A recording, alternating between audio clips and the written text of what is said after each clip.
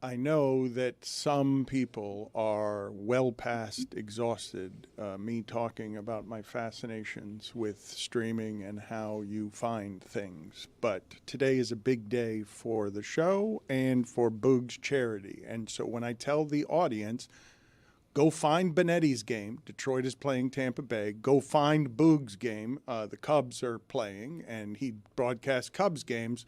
If you want to hear the broadcast infiltrated by Cody catchphrases, because they've already started doing it.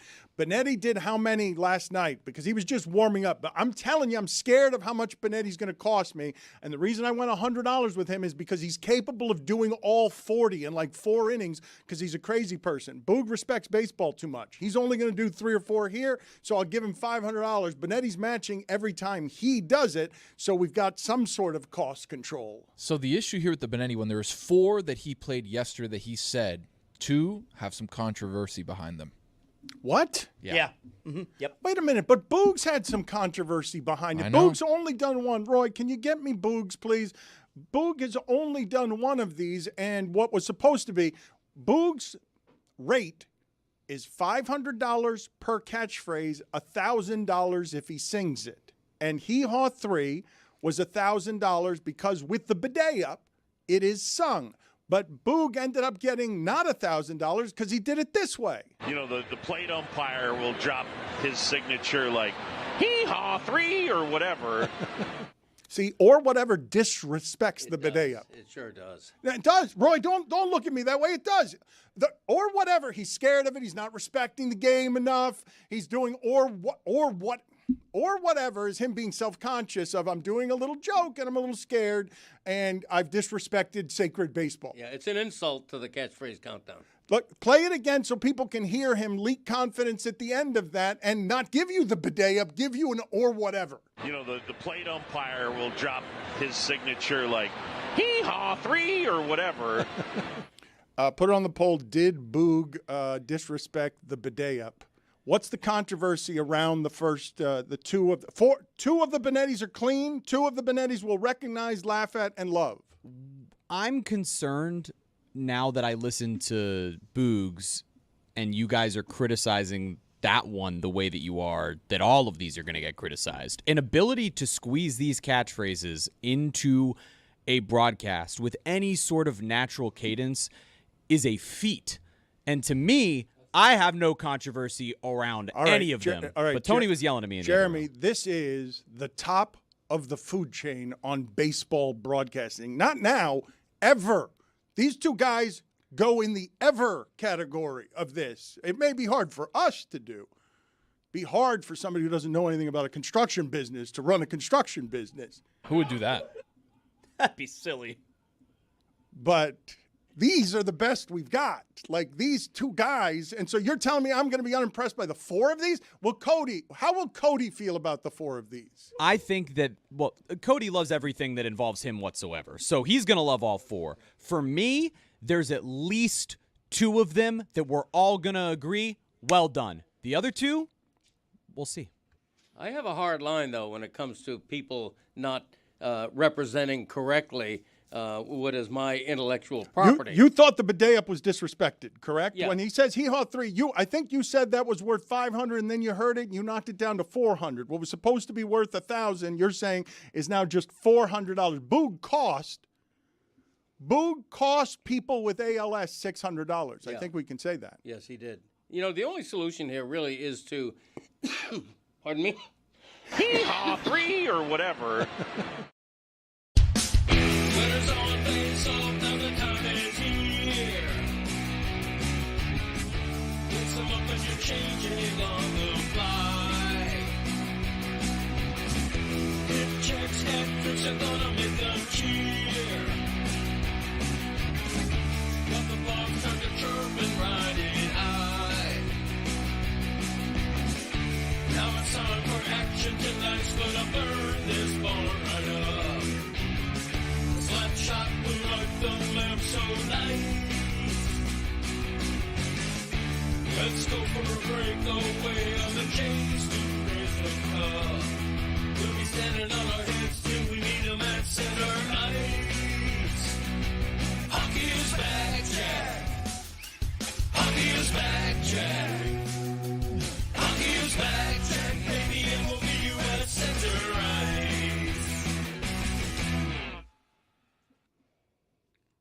This is a big day today, and I do wonder, is it going to be easy for our audience to find Rays, Tigers, and whoever it is the Cubs are playing today? Because Boog and Jason Benetti are going to pollute their broadcasts with a bunch of Greg Cody catchphrases. We do not know how many. As we continue to raise money today, projectmainstreet.org. Today is Lou Gehrig Day. And at 1 o'clock, Boog Shambi has a live auction that goes up with a number of great prizes. And so we're going to lead you up to all of that because Boog is trying to break a record in the amount of money that he makes as baseball actually genuflects today on behalf of this cause that Boog Shambi. It's very important to Boog Shambi. You can imagine, right? Not hard to imagine seeing a friend, someone you love, trapped inside their body and then walking them home all the way. You can imagine that would change you to watch that, and Boog has poured his heart into this in a way that's substantive and has created a giant charity, something that really does important work. So we're going to help him with that today, and he's going to help us, the way he does or whatever. He's going to probably disrespect us in our show because baseball is very important and it's very serious and it's the national pastime. And so to get a hee-haw 3 on a broadcast is an achievement. So, that golden voice, a Hall of Fame baseball broadcasting voice. So it would be disrespectful to this show if he doesn't infiltrate properly catchphrases on a day he's trying to raise money for maybe the worst disease of humankind. Correct. Okay. I think the issue is that it has to be done in the way that the author intended, right? Yes. The letter of the law. If Greg Cody says it a certain way, they got to say it a certain way. That's good, Tony. Yes. Greg will rule and tell us whether it was done sufficiently or not, correct? That's what we will do.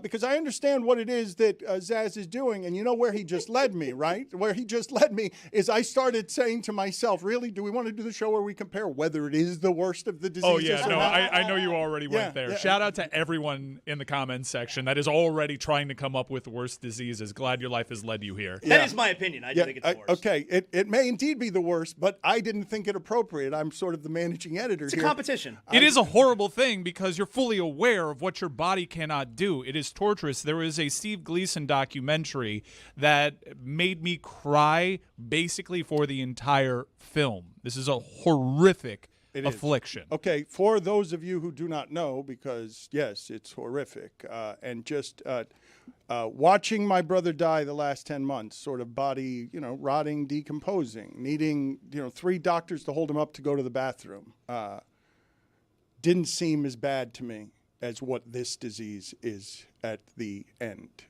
because you're just trapped inside. And it seems, if we're going to do comparison shopping, and I don't feel like we should, but whatever Parkinson's is seems truly, truly terrible in terms of how slowly your entire body and soul get eaten up. But to be trapped inside your own body does seem to be a special kind of horrific. And so that's what we're bringing awareness to today and attention to, because Boog watched that with one of his best friends. It crushed him and it moved him and it changed him, being around the entirety of that experience. I also want to get to seismic things in football. But is it malaria?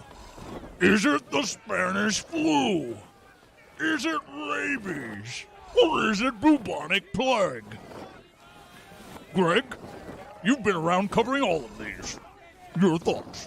I don't like the dirty demon of debate throwing it to Greg. I want Tony, Jeremy, somebody else. Get me another angel, okay? If we're gonna do this, the angels are gonna espouse the virtues. Hi, Dan. It's me. Of ALS. Just get me another angel. Hi, Dan.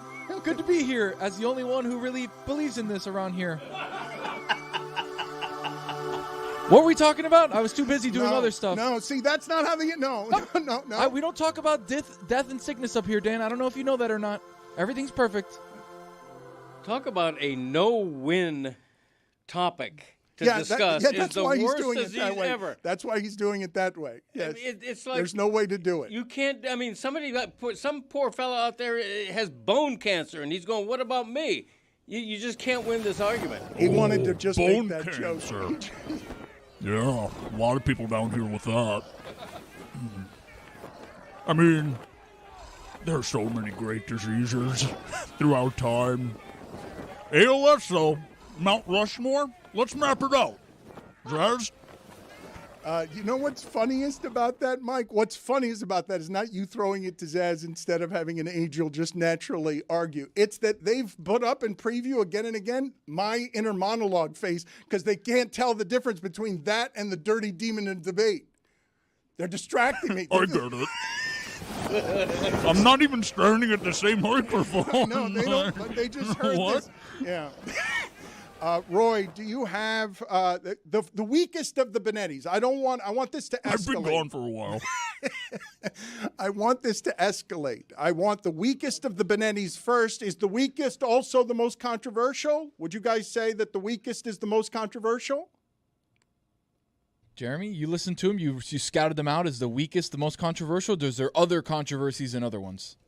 I think that ultimately each one of these has its own merit. I would just start in chronological order, personally. Yeah, because but that's I think not the the show first I was one doing. has. I was asking. The first one. Yeah, I know you do a different show. I want to do the show I want to do. And so what I want is the weakest of these. Roy, you decide because I'd like to know. I want to escalate here. I believe he was workshopping an angel and. Why would Oh he no! workshop an angel? I totally saw what happened. I just need what I need here, and I didn't want. I know that none of you three were listening to me. I know. I mean, they were trying to produce on the fly. I know. Maybe we should cut them some slack. Okay. This is No, not. No, no. this is not. No, this is the inner monologue. What are you doing? Roy, play what you believe to be the weakest one. So tomorrow, visit a participating Arby's location and get a free small order of early fries. Who won? You all did. First pitch, fouled away. Oh. No, Who won? not even close. Who won? I see what you mean. He just went, who won?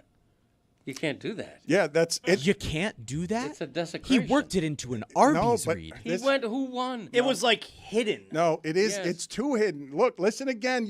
So the catchphrase. What number is? Who won? I think it was number 29. I'm doing that from memory. Though. I'm Wow. not totally If sure. you got that right. Who won was number 26.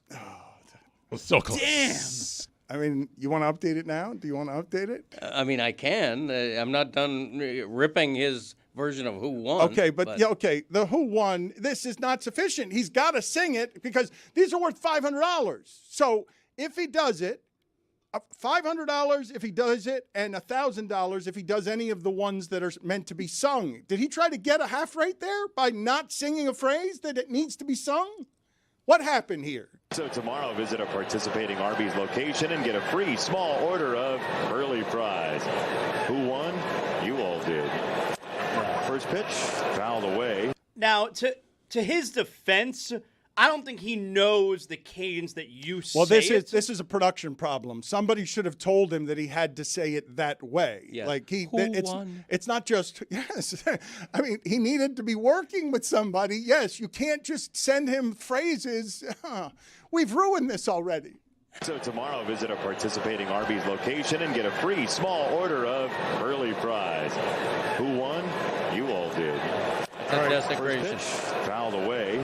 All right. Desecration. While it is an egregious production error that nobody said to Benetti that he had to sing who won, it is a production feat that you guys left in all the ambient sound around a baseball game that had the mention of curly fries in it instead of just going to the phrase, because that's one of the funniest things that's going to happen in these broadcasts today.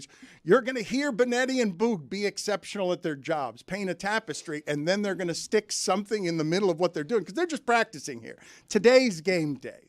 They have not learned how to do this. We need to get in Benetti's ear and we need to tell him which of these need to be sung. But give me the second of these and let's see. What is that one worth, by the way? $100 for a phrase, $200 for a sung phrase. According to Greg Cody, what's that worth? $50. Okay, so Bare minimum. Let's get the tally going now. Let's get video. Please produce for me some sort of graphic board that allows me to keep a tally during the show today, and let's do this sort of telethon style. The telethon is dead, right? It's not even endangered. No, you bring it back. It's extinct, correct? The telethon is okay. Jack. All right, so you guys keep this tally right because I don't trust this because already, see, this is what happens with my money. Already, we are at $450, and look at what the tally is here. It's $2,100 on the graphic. Like, I'm not going to keep track of this, and you guys can't be trusted to keep track of this. Looks right to me.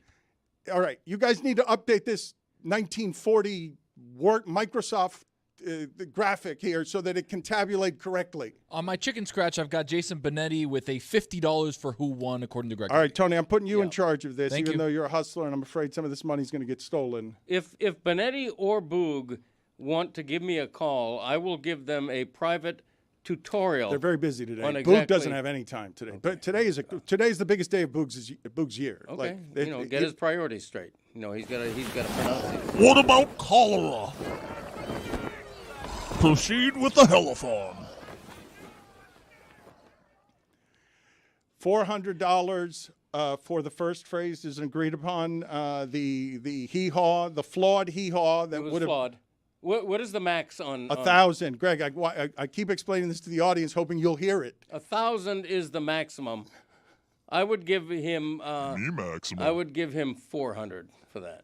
Okay. Yeah. And it's $50 for Benetti. How about this one? What is this one worth? AJ preaches this since he's been here. We can't worry about that. We have to concentrate on today's game. Let's do whatever we can and fire up for this game, and it certainly seems like the Tigers have done that. Yeah, I mean, you're not going to be able to, like, in the middle of a losing streak, go to Double-A and play Double-A teams. Like, you're not going to Scranton. I actually thought he was setting up. You're going to go to Buffalo with Bernie Parmalee. I was getting excited. Yeah. Okay. Scranton got cut off a little bit. I didn't hear the entire word. That's it. It's just that's where it ended. That's Okay. What's it worth? And he didn't say it in the way that you're supposed to. Again, Yet that's again. another one. He made an effort, though. Is that controversial? Is that of course Yeah. he's making an effort. We're Scranton, paying him for it. Yeah. Of course he's making an effort. He forced Scranton in there, but he didn't say it the way that you got to say it. It was close enough for me. Was it? Yeah. It wasn't for me. I heard an effort in Scranton that I did not hear in Who Won. Yeah, it's controversial because, again, and maybe that's on us, I don't think he knows to say Scranton. I don't think he just thinks that he's supposed to pitch. All right, we need to get on the phone with him Scranton. before this game. In fact, Yeah. I suggest you guys call him. So I suggest we try to get him on today, and I suggest we reprimand him for those two and try to get do-overs or refunds or something. Like, I don't know how this works. So what do we give Benetti for this last one, for the Scranton? But half he's saying Scranton? full. Look, Cody Full decides price? here, Okay. but I think that was terrible. No. You're not going to be able to, like, in the middle of a losing streak, go to Double-A and play Double-A teams. Like, you're not going to Scranton. I heard effort there. Okay, the max is 100, right? Yes. That's an $85 Scranton. Oh, dear God. That's how Yeah. we're going to start doing Yeah, this. that's Okay, an he said it, $85 85. You're going to put video you're going to make this is going to have cents in it by the end, right? It's like he's going to give $44.33 No, and there's some no, there- Bitcoin. there's no sense to this. No. None whatsoever. I was just gearing up for another Greg Cody first down. We just had something happen that has never happened before in the history of the show, which is Roy played the Kawhi Leonard laugh at the exact same time I was playing the loser game show sound. So one of us is wrong, and you guys got to decide who's right because we played the same game. Who won? Greg or me? I can't vote for myself. Who won? You all did. You all dang. He's right about that. That's another Greg Cody first down. Play the third of the Benetti sounds. This is going to become messy math. Play the third of the.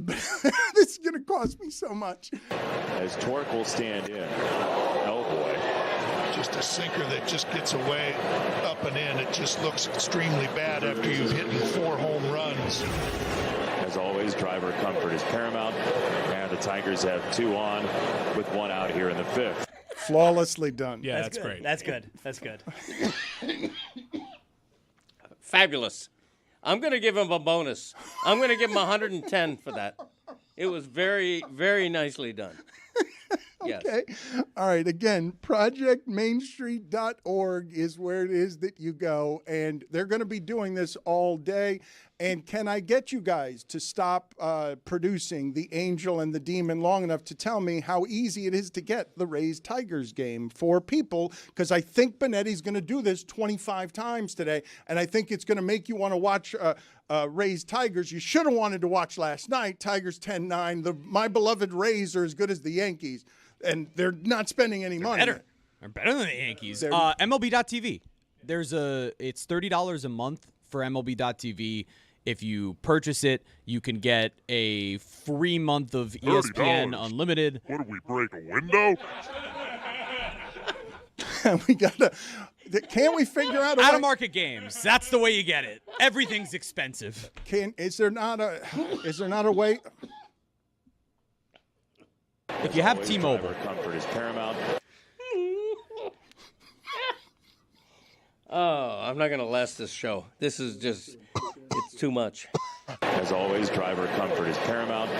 This is a dream come true. The only thing better would be if Vin Scully came back from the dead and said, "Very good."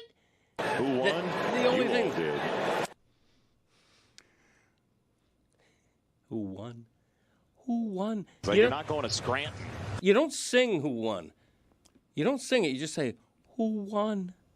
You don't go, "Who won?" I mean, it's like two different phrases. We'll get Anyway. to A.J. Brown and Myles Garrett in a second. Get the catchphrases ready. Are you ready? Yeah, I'm always ready. Are you Dan. going to be okay? Because when we make you laugh, it's when you cough, and that's when the problematic breathing starts. And now this is a sprint.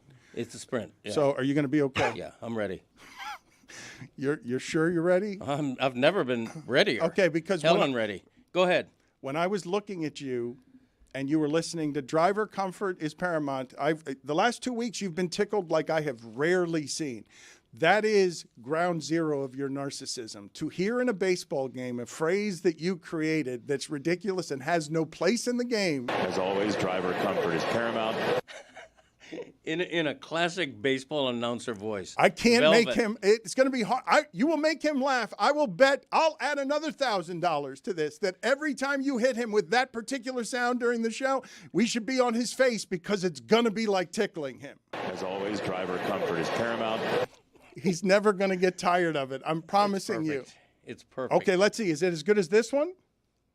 Yandy Diaz's double. He slipped out there on the warning track in left field, and then on this one coming in hard to get the first out, dragging, kicking up all kinds of dust. That is the very definition of catch as catch can. Wow. Okay. I mean, it didn't make any sense. His use of it. He worked it in flawlessly. He did, but it was a little bit of a non sequitur. I don't know. You know what? non sequitur. Yeah. It was a great catch in the outfield. They're describing this great catch, and he says that's That is the very definition. definition of catch as catch can. Okay. You know what? I'm coming around. All right, you didn't know what the coming play around. was because you were too busy in the Yes, narcissism correct. of Driver Comfort is Paramount. Zagacki, Look, right. I know this human being, okay? Yes. And this is as happy as he gets right here. Why? Because me maximum. It is Yeah. all about me. We are tickling and delighting him.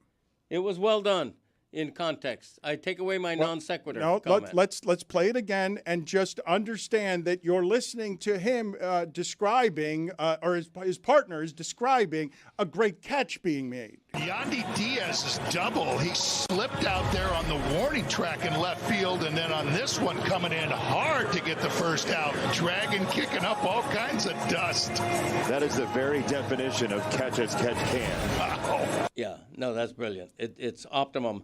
$125. Wow, 125. Yeah, I'm a big tipper when it comes to. Well, wait a minute. What? We're tipping now. Yeah, that deserves a tip. A tip. Tipping your money. Dude, wait a That's minute, perfect though. service Wait a minute. with a Wait a smile. minute. Wait a minute. At Nellie Doogie's Diner. Just I'm okay for charity. I am okay for charity with both tipping and bonuses. I'm also okay with you getting a little reckless with my money. What I'm not okay with is Driver Comfort is Paramount was the best. Like, unquestionably will tickle you all show long. You gave it $10. Right. You didn't love the catch and you gave it $25. And by the time we end up in hour 2 or 3, you're going to be giving $200 tips. You never know. You never know. Mumps?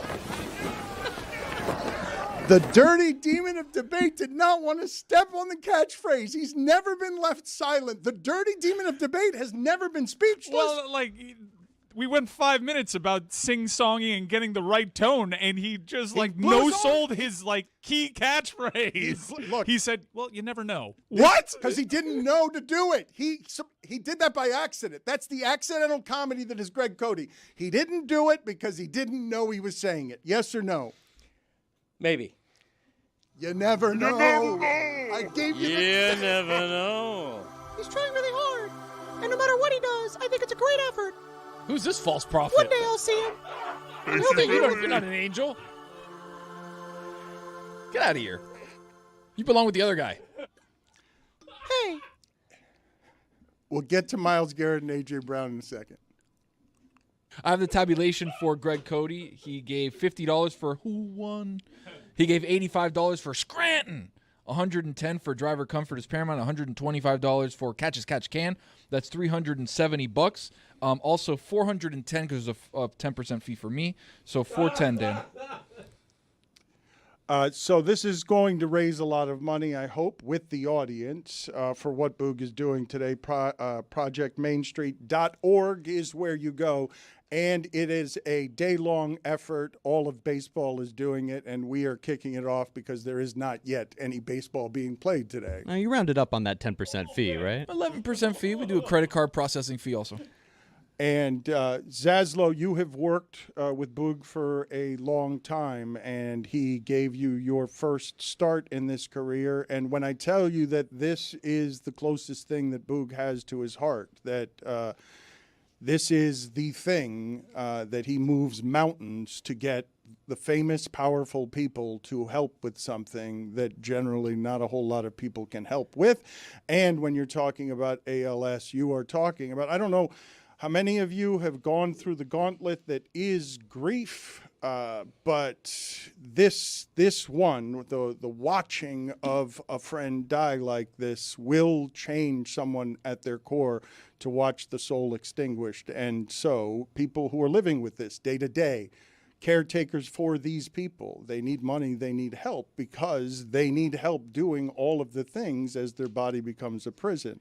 So we're asking you to support ProjectMainStreet.org. But before we get to Cody's catchphrases, I did want to ask Zaz just about his relationship with Boog because I want people to understand the humanity behind this project. Yeah, I remember it was a little more than 20 years ago. It was pretty early on when I started working with Boog, where he had to take some time away because he had to go to his friend's funeral.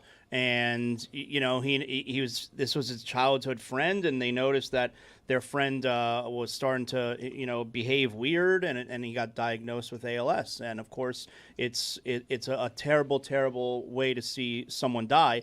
And so he created Project Main Street with his friends to honor their friend. And for the first few years, I would go up and we'd go to the benefits, playing a softball game. Mike Lowell was my double play infield teammate. And they raised a lot of money, not for finding a cure for ALS. There is no cure. God willing, there will be one day. But it's to raise money to make people who are living with ALS be a little bit more comfortable. Because as you can imagine, it's incredibly expensive, the chair and all of it. So there's some really great items here. ProjectMainStreet.org. For instance, you could bid on tickets to a sold-out Noah Khan concert at Wrigley Field. You can call play-by-play with Boog on Marquee Sports Network. Boog has become friends with Eddie Vedder at Pearl Jam. Pearl Jam signed guitar, poster, all kinds of memorabilia. So you go to ProjectMainStreet.org, and there's some really, or you could also bid at Cubs.com/ALS auction, and there's some really incredible items, and this is a really important cause. So someone we love, this is their life's work, okay? When I tell you what you will feel and see today is that Boog spends the entire year collecting the power of baseball. All of it. Do this for me, do this for me, do this for me. These guys get asked for everything all the time, and everyone's always asking them for something. This is the day Boog goes all over baseball, every relationship he has ever made, and it's like, I need you to do this for charity. I need you to do this for charity. And this is his biggest day, and I don't know that the day gets more attention anywhere than it does today with baseball. So help us, help Boog with projectmainstreet.org. We'll be giving you more information as the show goes on. But let's do your catchphrases here, and we will get to A.J. Brown and Myles Garrett. All right. The catchphrase countdown, number 60. I'm fuller than Vern Fuller. 59. Where's my click, click? 58. Hey, Butterfinger. 57. Punt. 56. Scranton. 55. I'm busier than a one-arm paper hanger. 54. George up. Georgia. 53. I'm the kind of guy that 52. Ball on the jack. 51. Hey, hey, with the monkeys, baby. 50. Thank you, Billy. 49. I love him like a pet. 48. Who made it a salad? 47. We're rolling now, huh? 46. Your brain beating me. 45, let's go States. 44, driver comfort is paramount. 43, dummy up, save up. 42, catches catch can. 41, doesn't make it right. 40, so on and so forth. 39, very good. 38, the Little League theory. 37, nice hat, asshole. 36, the others, they all learn from me. 35, don't go showering to try to please me. 34, look at that jerk. 33, it's like a packing house in here. 32, what'd you learn? 31, hee-haw, 3, ba-dap. 30, I'm not going to take a quiz. 29, sassafras. 28, would we break a window? 27, hello. 26, who won?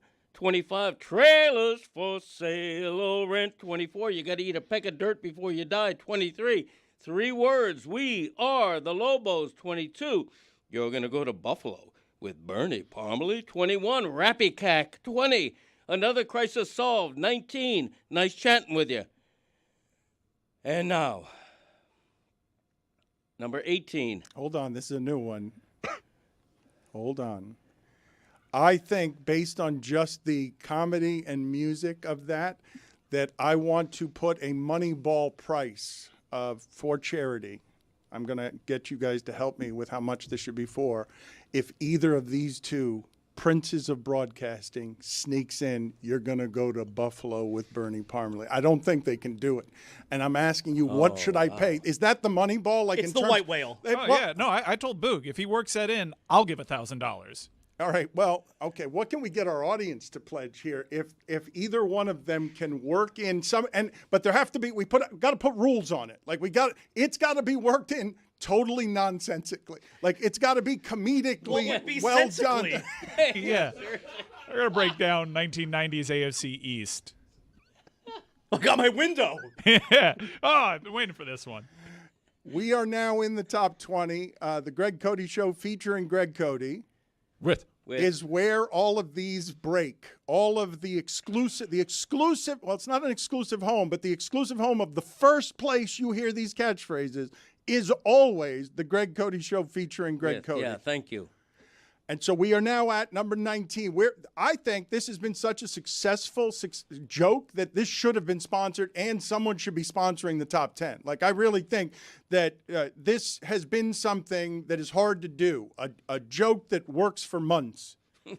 And we're not even in the top 10 yet. And he might add others. Yeah, it could grow. There's a rumor. Yeah, it could become a top 70. Our sources, out of my control. Our sources reporting. Sources are reporting speculation. It's totally in your control. Not really. Literally. No, it's a tsunami. You know, it's headed to shore. As always, driver comfort is paramount. Nice hat, asshole. Yeah, now I dare a broadcaster. So that one is not possible, right? That one, no, that's a $10,000. Anything's possible. That's okay. That's $100,000. Like what? To get. So you're saying that.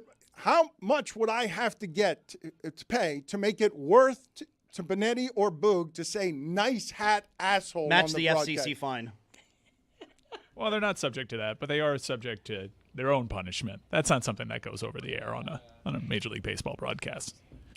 Maybe a-hole? We'll take it. Yes. half credit. Let it be known. We will take a-hole. No, but what should the Moneyball be? What? I think Bernie Parmalee. I think you got that right. That's going to be tough. Yeah, it would be unbelievable. I mean, don't go shower and sung. Like, don't go.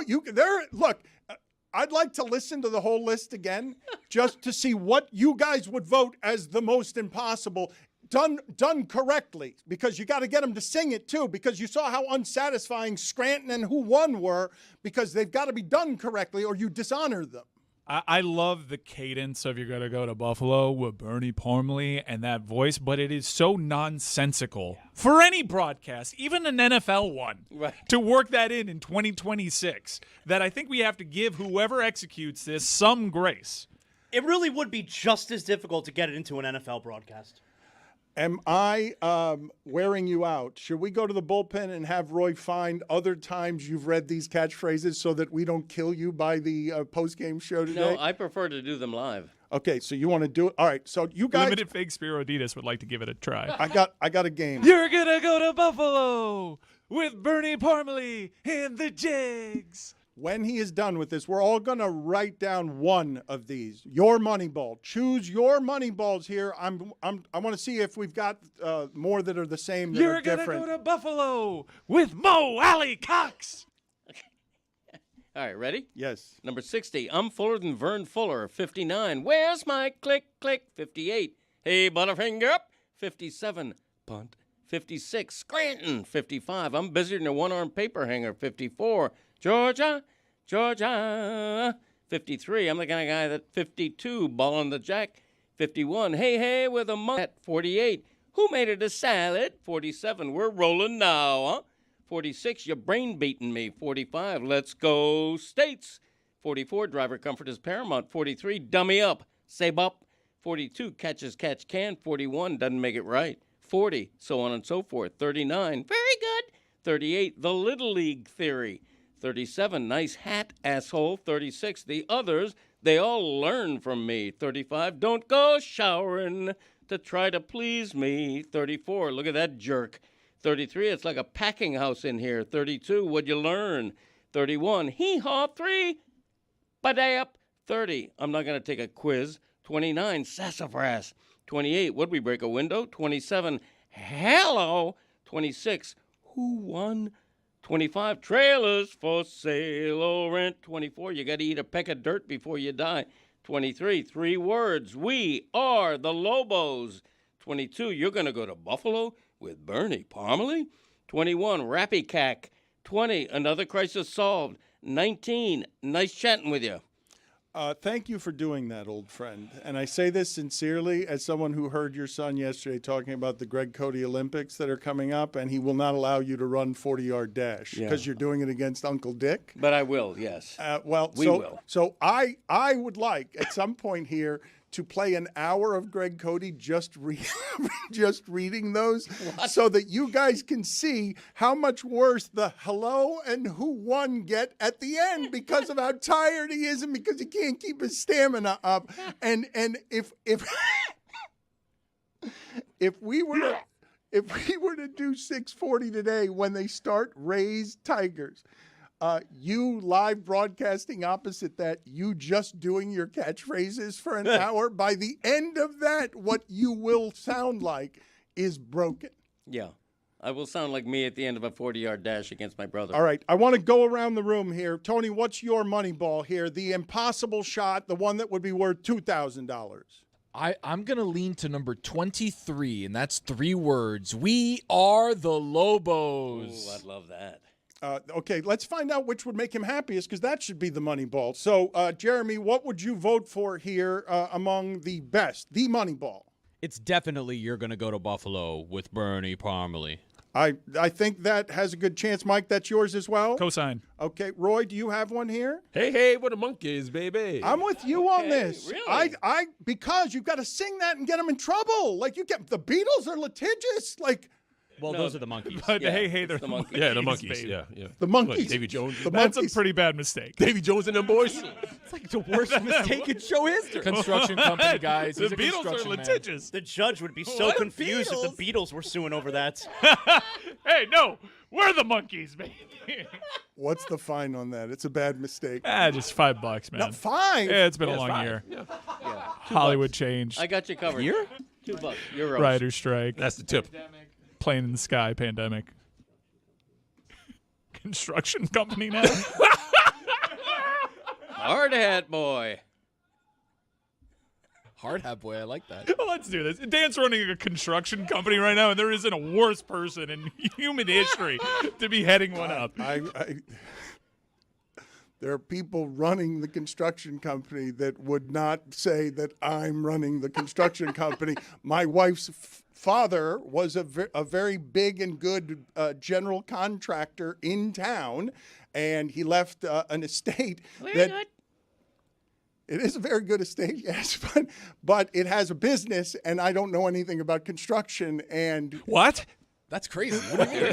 Wow, I can't believe and it. so what's happening daily to me is a little confusing because Mike likes to joke. Okay, look, I heard yesterday in the meeting Jeremy called a delicate flower, and then I thought to myself, because you guys said this morning, there's no one less qualified to be doing anything with a construction company than you, Dan, and I'm just staring at Jeremy. And I'm like, they think I'm worse at this than Jeremy would be? Think about how bad that is for you. You get me one of them no-show jobs? Better get Billy Corbin on that. Too, yeah. Yeah. How does the foreman look at you when you're like trying to force Stephen Colbert into the conversation? That was not meant for air. The Colbert part? What is your money balls as? Who make the salad? Oh, wow. I believe I'm reeling right now, not from the construction company thing, from the mistake of confusing the Beatles and the Monkees. That I've been disoriented since then of how tragic a mistake that is because my mind's not right. Fabulous.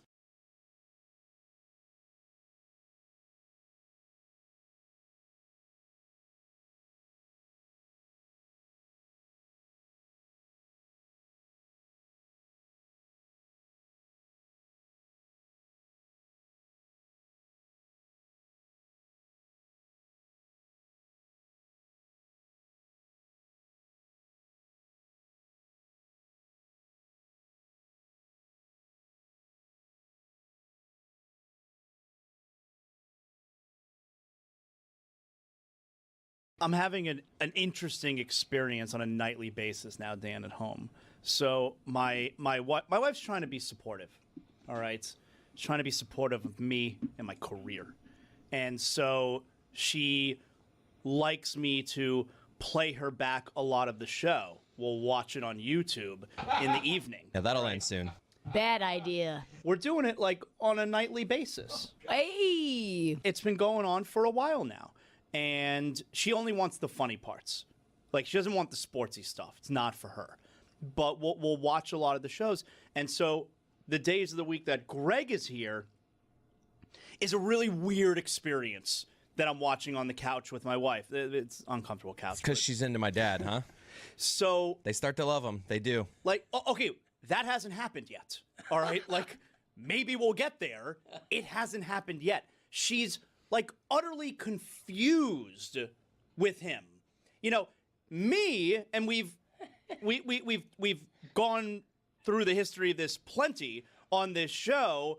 I, for years, did not appreciate Greg's appearances because he's not a radio person and he constantly makes mistakes and like it's almost like he doesn't take it seriously. But at least I understand what's going on here. My wife has those same opinions, and like she doesn't understand how how he's allowed to be here. What do you mean allowed? Well, like he's a legend.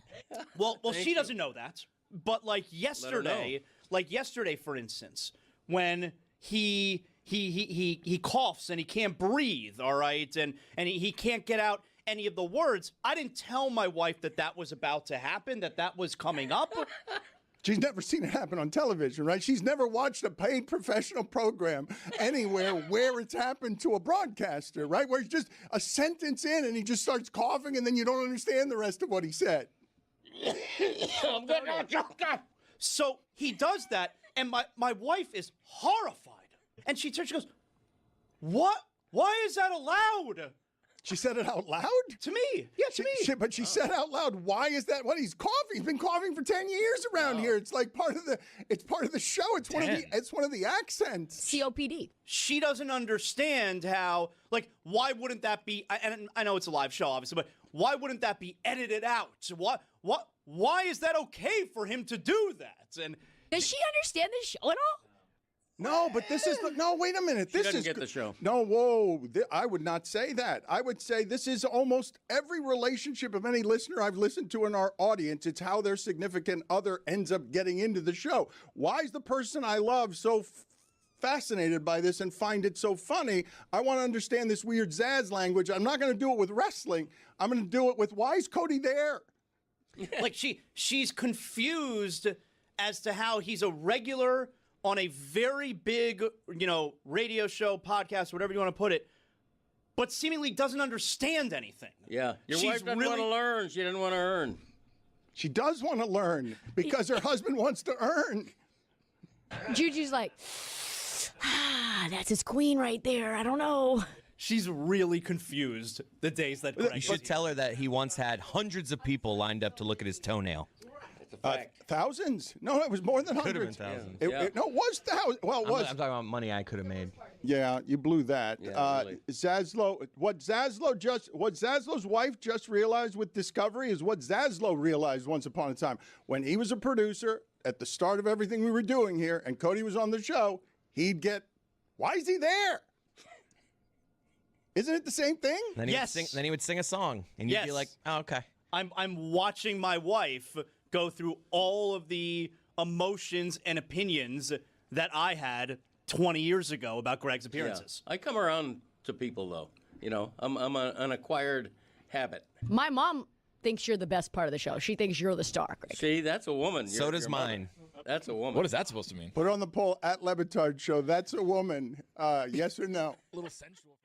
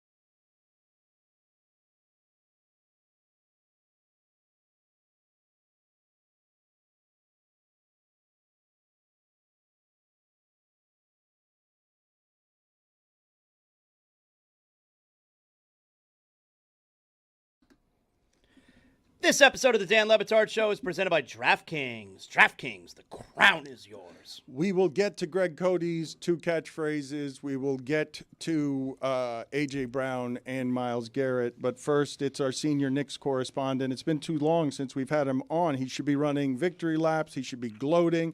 He saw this coming from miles away. But everyone rolls their eyes around here when they see him. Do I have this right? Like he's a great comedian. I love listening to him, but there's something about him that he comes on here, and what does he do? Does he upset you guys because he can be a little acidic, or does he upset you just because he's a Knicks fan? Yeah, he's all right. I think the issue why we haven't had him on is because you went on his podcast and then talked about all your Knicks takes over there. Yeah, being such a big Knicks fan that you are, making sure you joined as the first person to join his Knicks podcast. We just I had was to be honored. sure. I didn't know why he would make me the first person. Maybe it's because he's funny and he's bringing me in on the joke, on the idea of the Miami guy has been swayed by how lovable this team is. Sam, thank you for joining us. It is nice to see you. I like seeing you. I don't know what everyone else's here problem is with you. Zads, do you whatever. What's whatever? It's whatever. Look at the hat, the jacket. Well, it's whatever, It's whatever. I know. Look, I'll be honest. I'm dressing like a Make-A-Wish kid over here. I'm that happy. And Dan, you were my first and only podcast. It's my only sports podcast ever. You were the guest. No, you and Stavi did a great sports podcast. What are you talking about? That's from years ago. That was from years ago. Oh, this is you're starting a new podcast? Are you starting a Knicks podcast? No, I started one, and you were it. You were the only episode. I just had to get some shit out. It was canceled. Wow. Okay, no, but hold on a second. Hold on. Do you have trouble with joy, Sam? Because, this all started because I'm telling you that this is as good as this will ever feel for a fan base, what you're presently feeling. Well, hopefully it feels better. I hope this run isn't over, man. We still got 4 games. So, we got an alien in front of us. He's going to be tough. I know it's going to be a tough series. You say that, but look how happy he is, but he's happy and he's also anxious, right? Are you confident? New Yorkers like to think they're confident. Are you confident? I'm confident, but, it does suck when you hear Wemby in interviews being like, I'll die for this. And you're like, we had to get the motivated 7'5" guy. Like, LeBron never talked like this. Why couldn't Wemby have been drafted by the Kings or something? He would have committed suicide by now. So you're scared of him for multiple reasons. It's not even look, his dad is 6'7" and his mom is 6'3". It feels like they did this to us on purpose. This feels a lot like eugenics. Hitler would have loved this. Hitler would have loved what Wemby's doing. Are you confident, though? I know publicly you have to put on a brave face, but what you're seeing is somebody that is coming from a different planet. Your happiest moment is meeting somebody who comes from another galaxy and is just starting his rise. Well, that's the tough part. Is during the wins, yeah, you're flying high. You're walking around. New Yorkers are being nicer to each other. Crime has gone down. I slow danced with a homeless lady the other day. Everyone's being kind to each other. But, now it's real. And now you're like, now it's nerve-wracking. It's like, you're happy when you get engaged, but now the wedding's here, and I'm like, damn, I hope this works. All right, so just so people understand both New York and you, what are your next 36 hours like? Are they peaceful? There's nothing in the world you care about. Nothing. There's no one in the world you care about the way that you care about this, is there? I love this Knicks team very much. I'm stressed. I will be at game 1. I'm nervous. No, you can't focus on anything else. It's killed my stand-up. My stand-up's gone down the toilet. My sets have been horrible lately. You're too happy? You're too happy? Yeah, no one wants to hear a comic talk about how God might be real. I'm happy. And it's ruined his brand is not a joyous one, Dan. Wait a minute. No, it's not good. I got clipped by a guy on a city bike the other day, and I wasn't even mad. I was like, he probably had somewhere important to be. So God is real because Jalen Brunson's going to beat the intergalactic alien? That's my hope. Brunson, I can't believe people are still hating on Brunson. This guy, Wemby's crying after he won this, and he's 7'5". You want to see Brunson's face? He's just serious. He's like, yeah, whatever. This is what I'm supposed to do. Why is the 7'5" guy more emotional than the second-round pick who was not supposed to be here? This Spurs team is a team full of overachievers. These are 3 kids who got 1600s on their SATs. They hit 3 straight years in the top 5. We're a bunch of guys who got picked later, other than Cat, obviously, but Cat had his own issues, and here we are. This is a team of lovable underdogs, as you said it, Dan. They are, but Strawman. Who's killing Brunson? Everybody loves Brunson. Who's killing Brunson? They're still. Draymond's still hating. Becky Hammond's still hating. She goes, "Prove it to me. Prove it to me that a 1A guy." I'd love to prove it to you, Becky. I hope he does prove it to you. Shut up. Get over it. Just say maybe you misjudged it. Why can't any of them be like, maybe I was wrong? They all sound like villains. Like he's too little. He's killing people. There he is. You're too happy and it's ruined your stand-up. You're announcing that to the public. Your career has been ruined by this Knicks run. Yeah, it's over. Unless they lose, then you're back, Jack. If they lose, I'm coming back in clown makeup, dude. It's gonna be dark. Sam, what would you do if you had a show during one of the nights of the finals? Well, luckily I have a show only on Saturday, an upstate gig. I would have canceled. I think that's in my contract if I get really sick and act of God, or if the Knicks play a playoff game. Yeah. That's awesome. Are you going to all of the games? I can't make all of them, but I'll go to every one I can go to for sure, and I'll be watching everyone. How does this work with you, though? Like, is that an awkward call? Obviously, it's a very expensive ticket. Obviously, everyone in New York wants to be sitting next to Tracy Morgan, and obviously, I would say that you, Ben Stiller, I don't know, what's the Mount Rushmore right now? Chalamet's up there. Chalamet very high. I'm not anywhere near this shit. No. I'm like second, third tier Knicks fan. But I'll whatever it takes to be in the building. I don't care where I sit. No, but the thing I was asking you, in terms of who those people are and how they actually care about the team, care. Yeah. Ben Stiller's at the top of the list, and I think the way you care about this is unusual. I understand it's a hot ticket, but how awkward is it to try and get into the building? I'll find a way in. I'm not worried. Do you think you care more than Ben Stiller? That one's tough. This is what they try to do. They can't let us have anything. They try to tear us against each other. Just a question. I refuse the question. Okay, you reject the question. He can't do that. he just shut down the question. Zaz, are you mad at him because you're mad to see the Knicks in the finals? Like because you're two-time champion Heat broadcaster? The Knicks have not hurt me in over a quarter century. Like, I don't even have the energy to be angry with the Knicks in the finals. I think Sam's right. There's a lot about this Knicks team that's likable. There is. Thank you. Wow. Thank you. I agree. And you know what? This Spurs team, they're all like perfect. They're all achieving at 22. What's likable about that? They're all killing. You know what the Knicks are? Cat is kind of gay. OG is sort of autistic. Brunson's head is too big. Mitchell Robinson's obsessed with trucks. Josh Hart's always eating candy. This is America, this Knicks team. Jack. How about Landry Shamet? You got something for Shamet? He's just a sniper, dude. 11 of 12 threes. No, but get out of here. In terms of all the improbable things, okay? 18 threes and a half against Philadelphia. Landry Shamet is 11 of his last 12 from threes. The most improbable thing is what? We just got to keep up the shooting, man. I mean, Bridges has been out of his mind lately. I got to give a shout out to Mikal Bridges. Like, he gets all the hate because we gave up so much for him, but like, we're not here without him. We don't beat the Celtics last year without him. Like, you keep getting better each year with the same core, and Mikal Bridges has been outstanding. Can you you're good with words, Sam, but I'm going to put you on the spot here. Articulate how you feel about Brunson, because when I tell people, they've been objecting around here about this, I've been saying it for a couple of years, Brunson's going to be the most beloved Knick there's ever been because no one at that size gets to be that. And he's going to have to do it against a 7'5" guy, and there's never been someone in sports that Sam trusts this way, I don't think, where you believe he's going to beat everyone in the fourth quarter. I mean, hard not to believe. Yeah, he's giving us hope. I got shit for saying this before, but there's a mental toughness that reminds me of Kobe with him. Like, he's unflappable. So, yeah, I believe. Like, I know that on paper, Vegas says we're not going to win this, but yeah, how could you not believe when you have this squad? Jalen is a silent killer. OG is a silent killer. This team feels like professionals. But Sam, after they were down 2-1 to Atlanta, the last time they lost a game this postseason, over a month ago, you were trading everyone, right? No.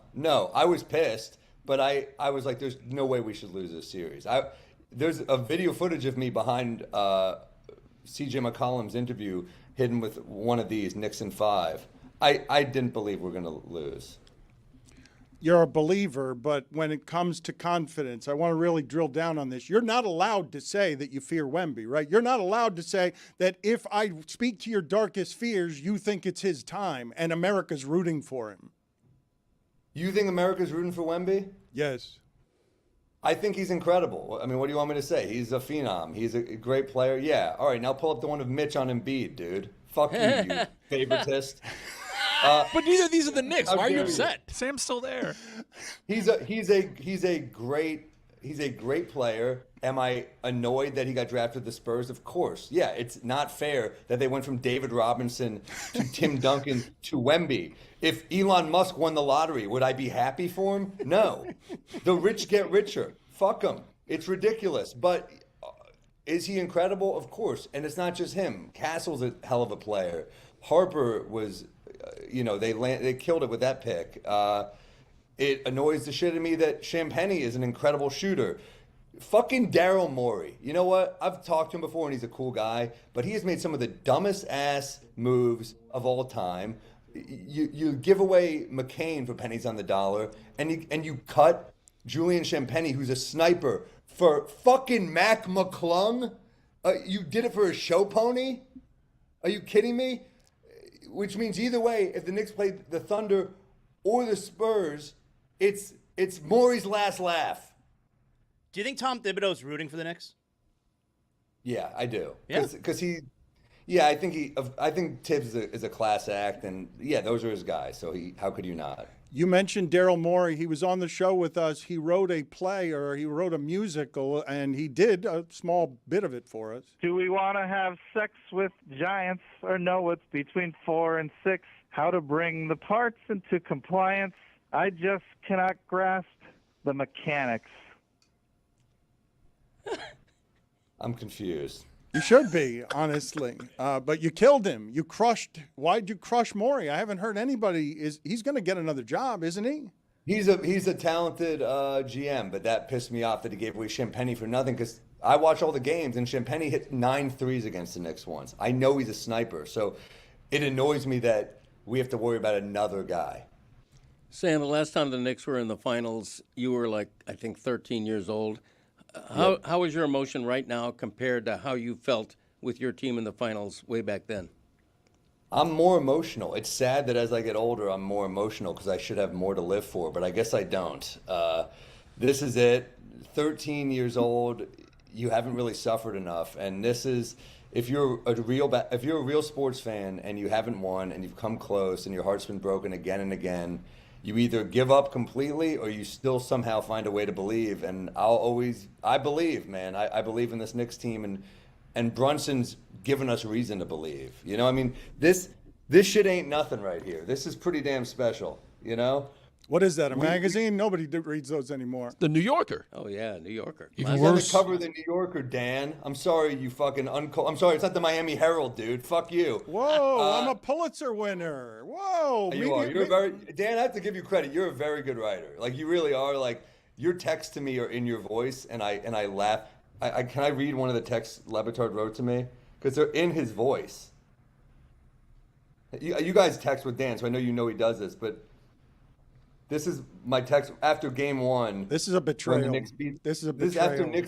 After the Knicks. No, I'm saying you're a good writer. This is the Knicks beat the Cavs in game 1. And what's the context? The Knicks came back in a ridiculous fashion. 20 points with 7 minutes left. What this text, just so that I think what he's going to read here is, I am insisting that dark Sam Morrill feel joy. I'm insisting that the boy who was carried out when Patrick Ewing missed a finger roll. Is that your first Knicks memory that you were? Yeah, that was the first one that really hit home. Your first Knicks memory is what? Hysterically crying in front of my family. How old were you? Too old to be crying that much. Okay, I was insisting that you enjoy that after beating the Cavs that way, that your team finally winning after 25 years, this is the best that fandom gets. This is what Dan wrote to me. The game was covered in ghosts, Sam. You've been waiting for us for 25 years. You've been living in the lighthouse, Sam. You are Defoe. Knicks fandom has been dark and bleak. You've been masturbating into a tin cup for 25 years. It has made you the comic you are, heart made of acid. You text like you speak, which I respect. That's sweet. You're right. It's a sweet text. God, you're a psychopath. You jerk off in a cup? You sent that text at 3 a.m., right? What time did I send? I didn't. I assumed he wasn't sleeping. I assumed that It was late. It was a late night text. I assume that after Knicks games you don't sleep. Dude, I don't. It's that's the other thing is you're just wired. No one in the city can talk about anything but the Knicks right now. Like, yeah, we're lunatics. Like you can tell, like the old scene in Midnight Cowboy where Dustin Hoffman's like so angry and he's like, "I'm walking here." That's like that was before the Knicks won. That's that energy. And now New Yorkers are being nice to each other. They're like you've seen everyone be like waving to each other. I don't believe you there. I think you're lying. I think you're publicly lying when you say New Yorkers are being nice to each other. Dude, crime is down. The city is becoming a utopia. You danced with a homeless woman? Oh, no. I did. People are not being nicer to each other, Sam. Nobody's being nice to each other. Everyone's being nice to each other.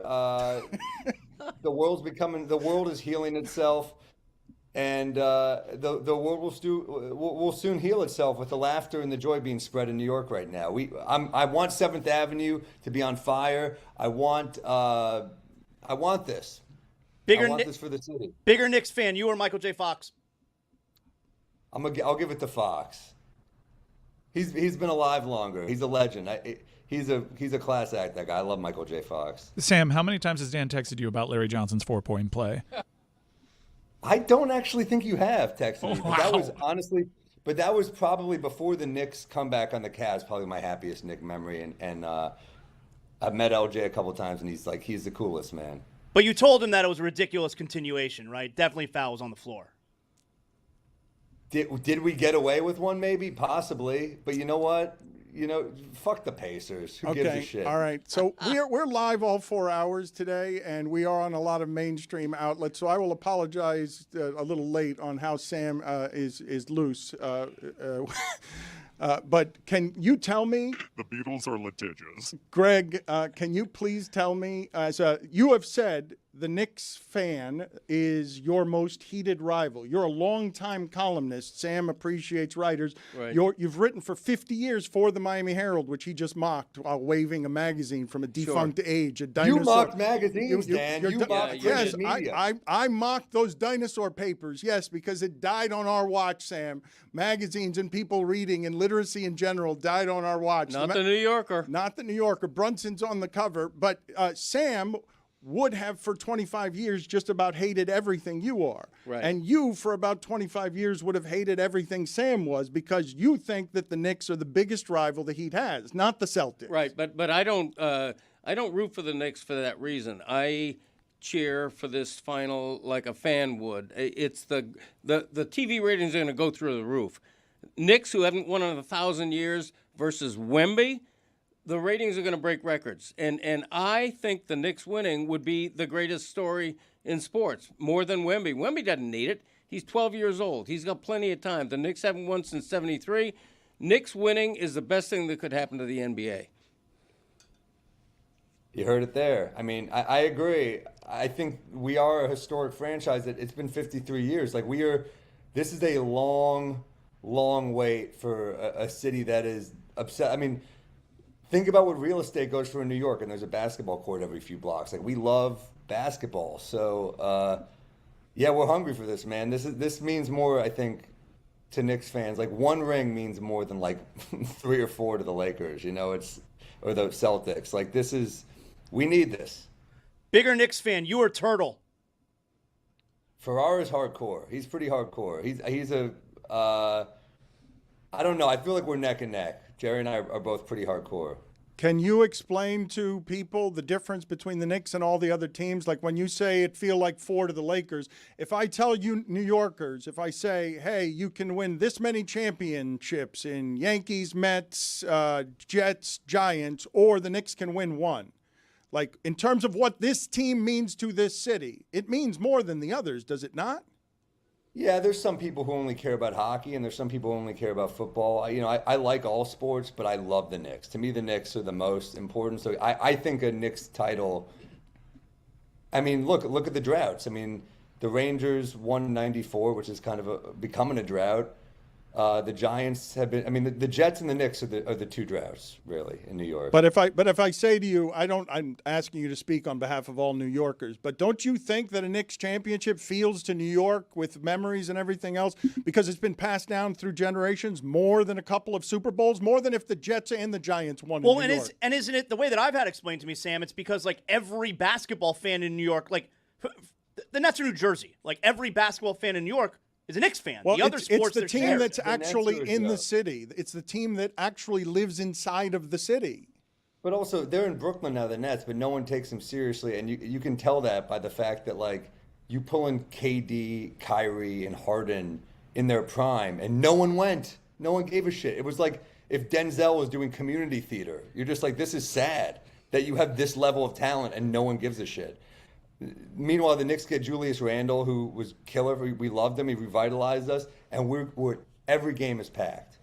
So yeah, it's Knicks or bust in New York. We're a Knicks town. Well, but the thing that I'm trying to make spring from both Zaz and Greg Cody is the fact that if you've been caring about basketball for 25 years, the Knicks have been on the wrong end for a quarter century of all the Miami jokes. They are losers, the doormat of Miami for 25 years in basketball since Miami stole Pat Riley. Like it's generations now. But when Allen Houston was making one of the worst memories in the history of Miami sports against Pat Riley, the Knicks have had precious few runs through these 30 years. And right now, Sam, you're up and the Heat down big. And you two, who care about the Miami Heat, you must enjoy speaking from on high to them. Hey, we passed you over the last 5 years. You guys got LeBron and Wade and Bosh, and over the last 5 years, we built a team that passed your organization. It's not even like that, though, because, like, for whatever reason, if we just got LeBron, it wouldn't have felt this special. No offense. Like, you guys, look, you got Wade, too. You have more than us regardless. But, like, LeBron, I've never been the biggest LeBron guy, so it wouldn't have felt as special to me. The fact that we're doing this with this team we built, this kind of scrappy team, led by a second-round pick who's everyone says is undersized. It means a lot the way they're doing it. And, yeah, the history and the fact that this team killed Brunson's dad, 99. This is like gangs of fucking New York, dude. We're back. It's been forever. We've made 2 finals in my lifetime. They both were heartbreaking. This is the third one. I'm praying it has a different result. But, yeah, I think this is as big as it gets in New York. Like, the Yankees have won so many. The Mets have, struggled, whatever. The Giants have done well. The Rangers won in 94, whatever. You can go down the list. But, yeah, we need this, I think, as a city. What would you be willing to give up for the Knicks winning the championship this year? You name it, dude. Well, what if you want? Well, charity. We're doing something for charity here. You can make donations here to Sam. I was going to say sammoral.com. That is not where you can make donations. We don't want to do that. But I'm looking for the name of. What would you be willing to give up? Give me money. That's what I'm willing to give up. ProjectMainStreet.org is what I meant to find. Again, construction business. Things. Like my mind's not here. I confused the Monkees and the Beatles. So So let me just get this straight. You're saying if the Knicks win, Sam has to give us money for charity for a telethon. Not that's us, but 2 weeks later. if he wins, ProjectMainStreet.org, he makes a donation as part of this charitable telethon we're doing today that he's highlighting. He's our headliner today. Sam, I'm in. If they win, you got me. I've badgered him. See if they win. So ask him for an amount. Half-ass given to charity. Give it because his heart's in the right place. Don't you hate ALS? I won't publicly say how much I'll give, but I'll give a good donation. I promise. Right, there you go. I badgered somebody into that. One last question before we let you go. A former girlfriend of yours, a giant Spurs fan, how would this have gone? How would this have gone if, and have you considered that at all? Like the idea that she felt about the Spurs. Enough. But she felt about the Spurs the way you feel around the Knicks, correct? That the feelings are equal, yes? Yeah, sure. How would that have gone? But they've won enough. That's it? They hog the titles and you're done? They've had 5 since '99. They're not. No one else in the league is like they could use a break. We could use a break. We need this. All right. But your comedy gets ruined if they win, right? Yeah, but I'll bounce back. Like I got a couple months before Europe. I could figure it out. I'll fuck my life up some other way. I'll like go on a bender or something. I'll find a way to come back down. All right. Thank you, Sam. Good seeing you. And I Thank you, guys. am indeed happy for you. Let's remember Wemby, eugenics, Hitler. Yeah, we do remember. Don't Sam. forget. Yes, thank you. Don't forget that. I know. Don't worry, it'll be the title of this episode. Yes. Don't. Yes, I don't forget that. No, because it's you and Dancing with a Homeless Lady. Yes. Yes. What song do you think it was? Well, it's Dancing in the Dark, Slow clearly. song. That was a slow song, he said. New Yorkers are happier and being nicer to each other. Are we believing this? No. Yeah. No. Yeah. No, I am. No. I am. Are you? I mean, yeah, a town has juice when you're in Small sample size. when you're chasing a title. Guys, the mayor got rid of bedtimes for kids. Of course they're being He's kinder not in to charge each of my other. kids. He's not in charge. We'll get to Mine either.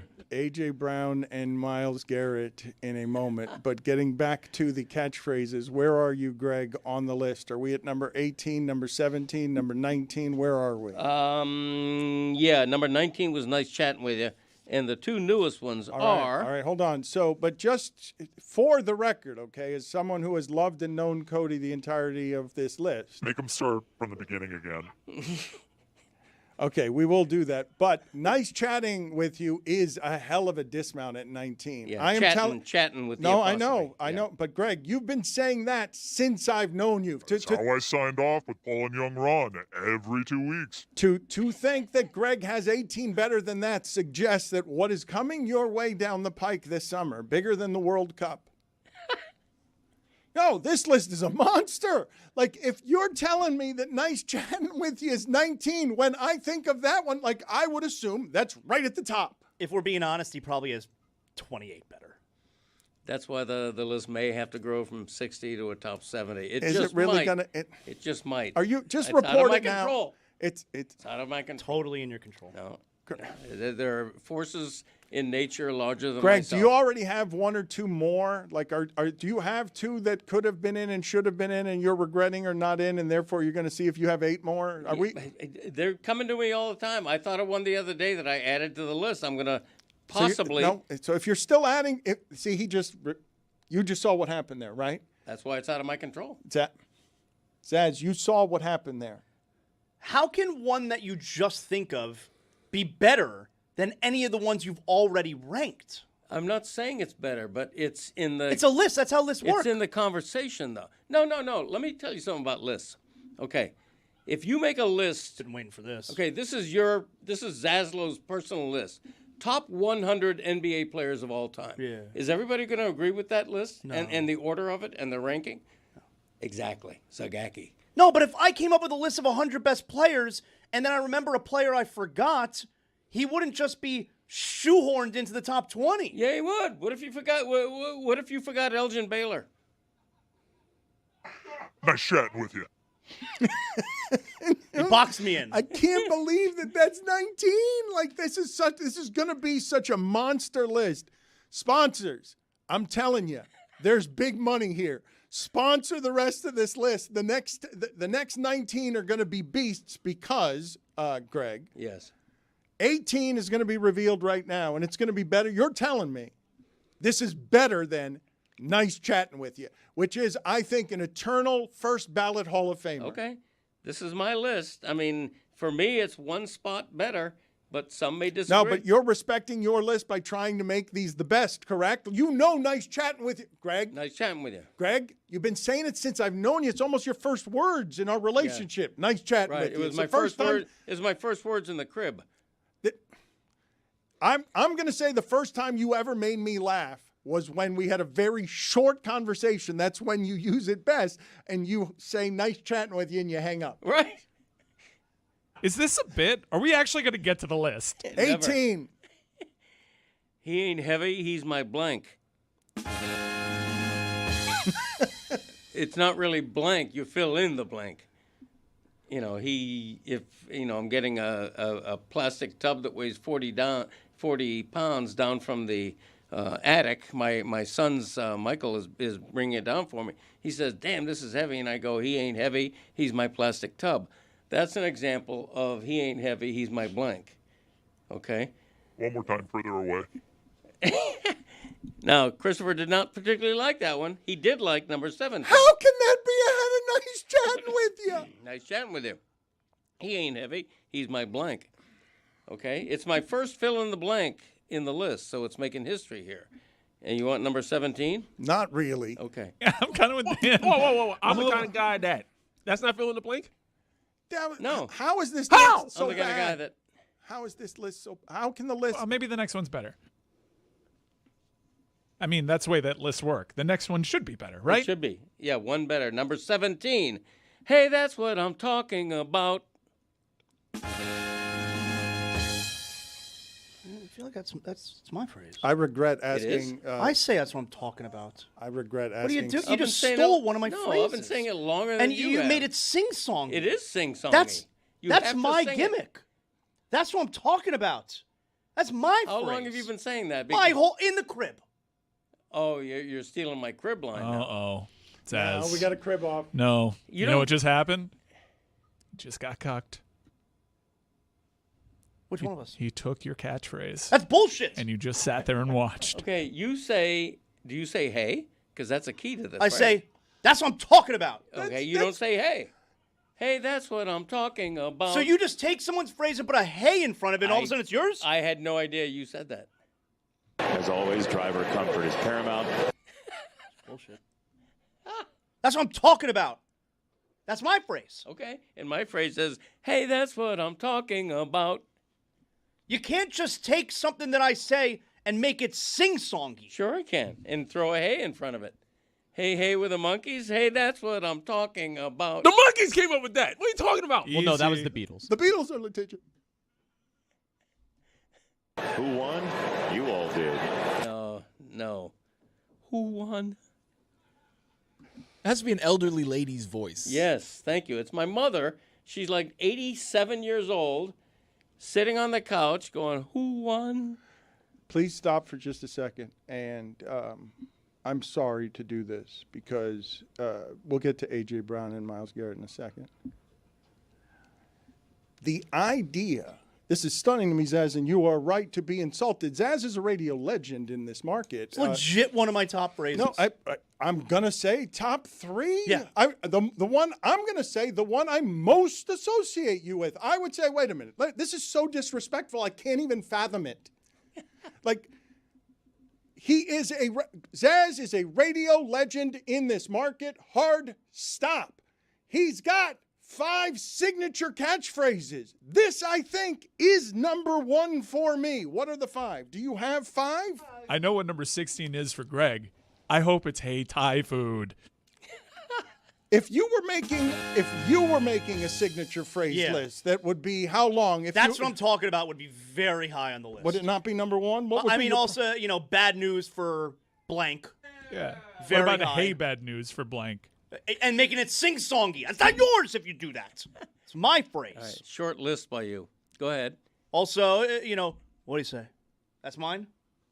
You can't just add a hey in front of, hey, what do you say? And now it's yours. Wow, that kind of sounds better. It does. Yeah. It sounds hey, like, what do you say? What do you say? It's not better. No, it is. It's worse. Hey, what do you say? It's worse. Hey, what did he say?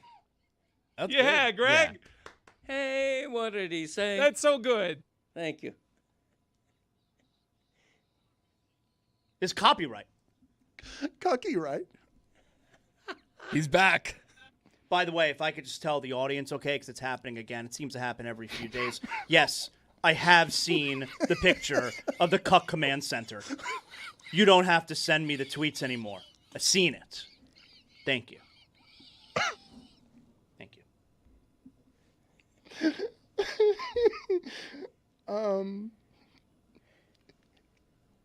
It's wrong what's happening to Zaz right now.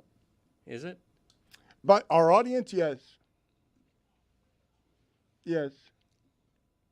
He's got internet shame. You don't even know what we're talking about, right? You don't The know. Cuck Command Center? No, I don't know what that's about. how do we describe this? So you don't know what's happening to Zaz on the internet, and you don't know what Zaz's catchphrases are. I know he says, what did he say? I know that one. That's the only one I associate with him. What is the difference? Zaz, I really don't understand how you don't feel genuinely disrespected. Not that he didn't know it, but that he's sitting here putting on his list 17, your phrase sung by him that none of us have ever heard him say. He does know it. The question is, how did it get in his head? Is it subconscious? Because that happens, That's like someone like Sam Morrill. Like you come up with a joke, you're wondering, hey, did I hear that somewhere? Is that where I got the idea? Is that what happened with Greg there? Or is it blatant disrespect? And he's taken one of my go-to lines for over 20 years in this market. That's what I'm talking about. That's me. I know, but what about, hey, that's what I'm talking about? See, that's not your line. That's not your line. Look, I'm taking the high road here, okay? You're taking the high road? You very well could have stolen that line from me because I have my wife, either of my sons will testify under oath that I've been saying, hey, that's what I'm talking about their entire lives. That kind of thing.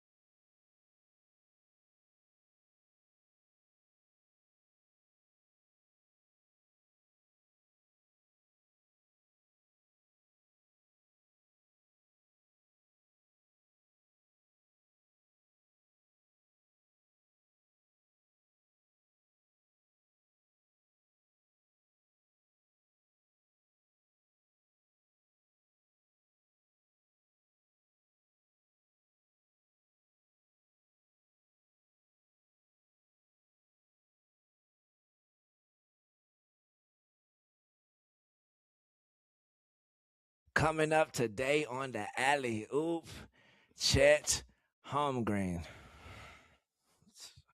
Ay.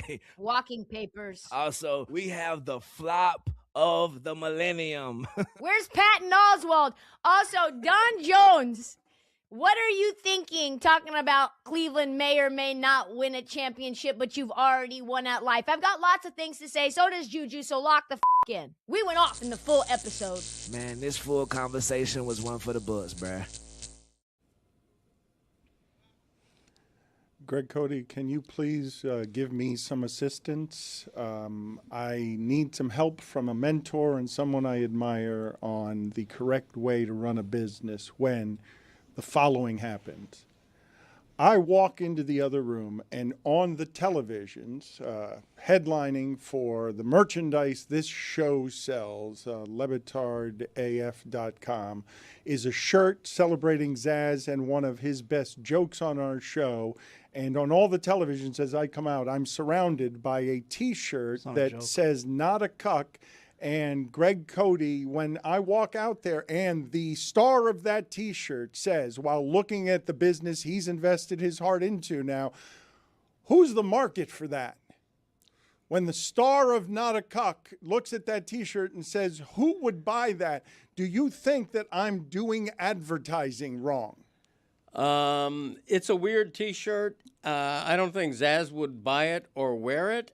And so therefore, I'm trying to figure out who might. Do you understand the structural business flaw I'm asking about? When I'm walking out and the star of the T-shirt of merch meant to use his name, image, and likeness in the modern age to create fandom around his character, as everyone knows, identity is currency. Yeah. The Not a Cuck T-shirt, if you're going to wear that on a college campus, you're going to be celebrating the secret Zaz that's not doing broadcaster guy. He's doing Not a Cuck. Yeah.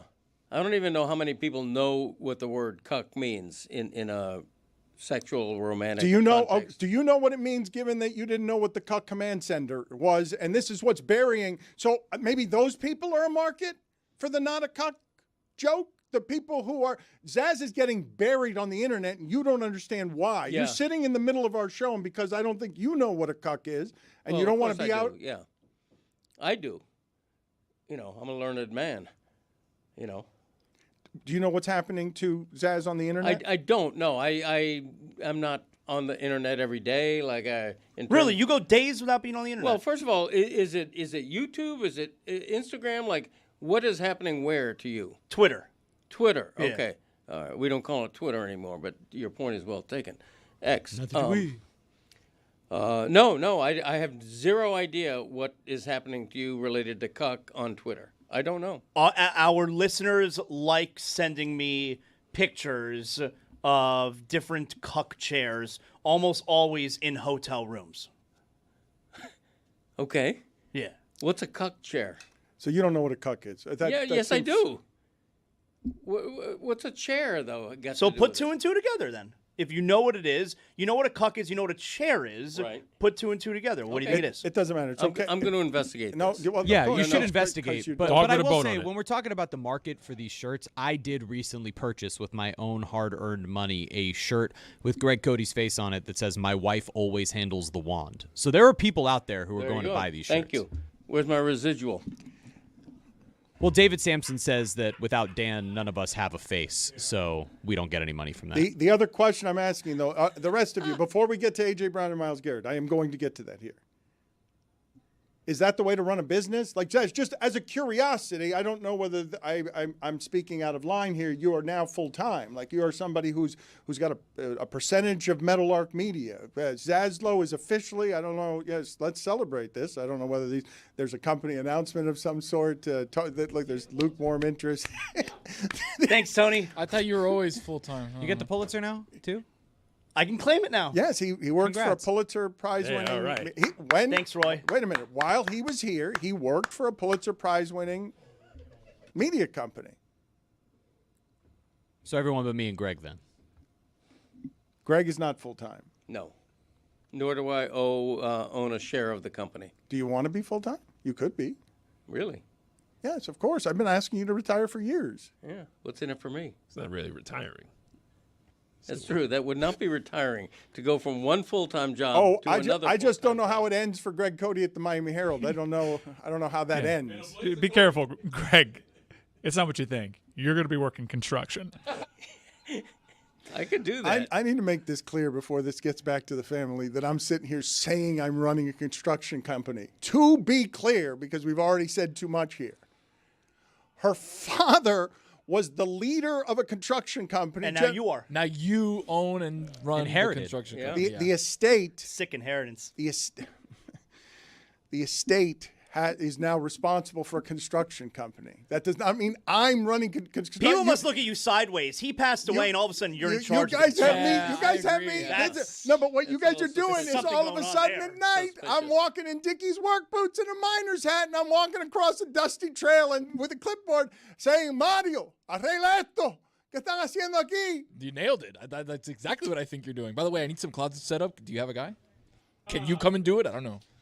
I love how you think that construction workers wear miners' helmets. The reason I made it a miner's helmet is because a construction helmet during the day doesn't have a light. These are the things you learn when you're a master of the construction business, but at night it needs a light on top. So I was speaking to the masses who don't know construction, the way that I have learned construction over the last. When you tour a site, your hands are just in your pockets, and you're just like, you give it like a little knock on a wall. Well, is this supposed to be here, or are we finishing that this? Looks good. Are you hands-on? Are you like driving the dump truck? Driving the cement mixer? How does that work? I don't want it getting back to the people who run this construction company that I've declared myself boss of this construction company. No, that's Greg's job now. Congratulations. You don't want it getting back to your employees. No, they're not my employees. They're the estate's employees, and the estate was left in our care without us knowing what to do. Anyway. So you. I am not running a construction company. There are very capable people doing that. I just have to watch them. You're the foreman. Check under those floorboards. Maybe there will be beetles there. But don't worry, they're a little bit litigious. It's a good hack. You know what? Thank you for bringing the puppets in. I want to get to A.J. Brown and Myles Garrett, but the puppets have been a failure, and we rushed the puppets to market just to beat Rich Paul and Max Kellerman to market. So you can't rush things to market. That's how you end up with holes in your floorboards and beetles running through them, and they're very litigious. All right, let's keep developing it. Preferably off mic. I don't. Rich Paul is in the news. This podcast. Dan, have you seen the recent, at least clips? Because I don't know anyone's like, watch it. Let's go listen to the latest Rich Paul podcast. Who was that guy? It was a guy who listens to the Rich Paul podcast. I'm workshopping. No, but why? Rich Paul, Max Kellerman. This is a Ringer podcast. This is on Netflix. This is Max Kellerman's. What do you mean? Why are you mocking this show? This is a big show. Because that's what I do. When there's things I don't like, I mock it. That's what I do.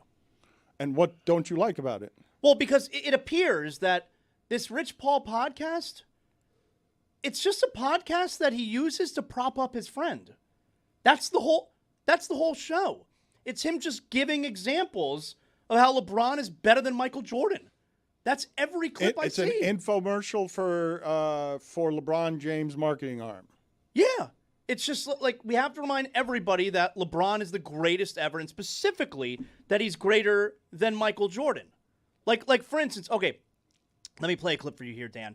So he's making a comparison here to how what happened to Chet Holmgren in Game 7, what Wembanyama did to Chet Holmgren in Game 7.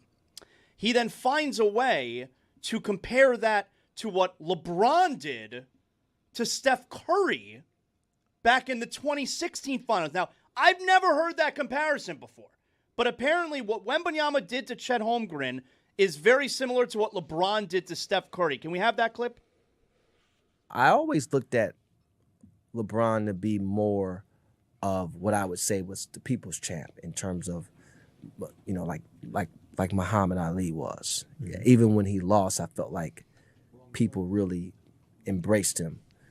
He also did not shy away from the issues of his day. Yeah, and so I was always impressed by that. Controversial issue would come up, social, political issue, and I thought that There were one or two missteps I wasn't crazy about, but related to Daryl Morey in China, I didn't love that. But I understood he has a lot of business over there, and so did a lot of people.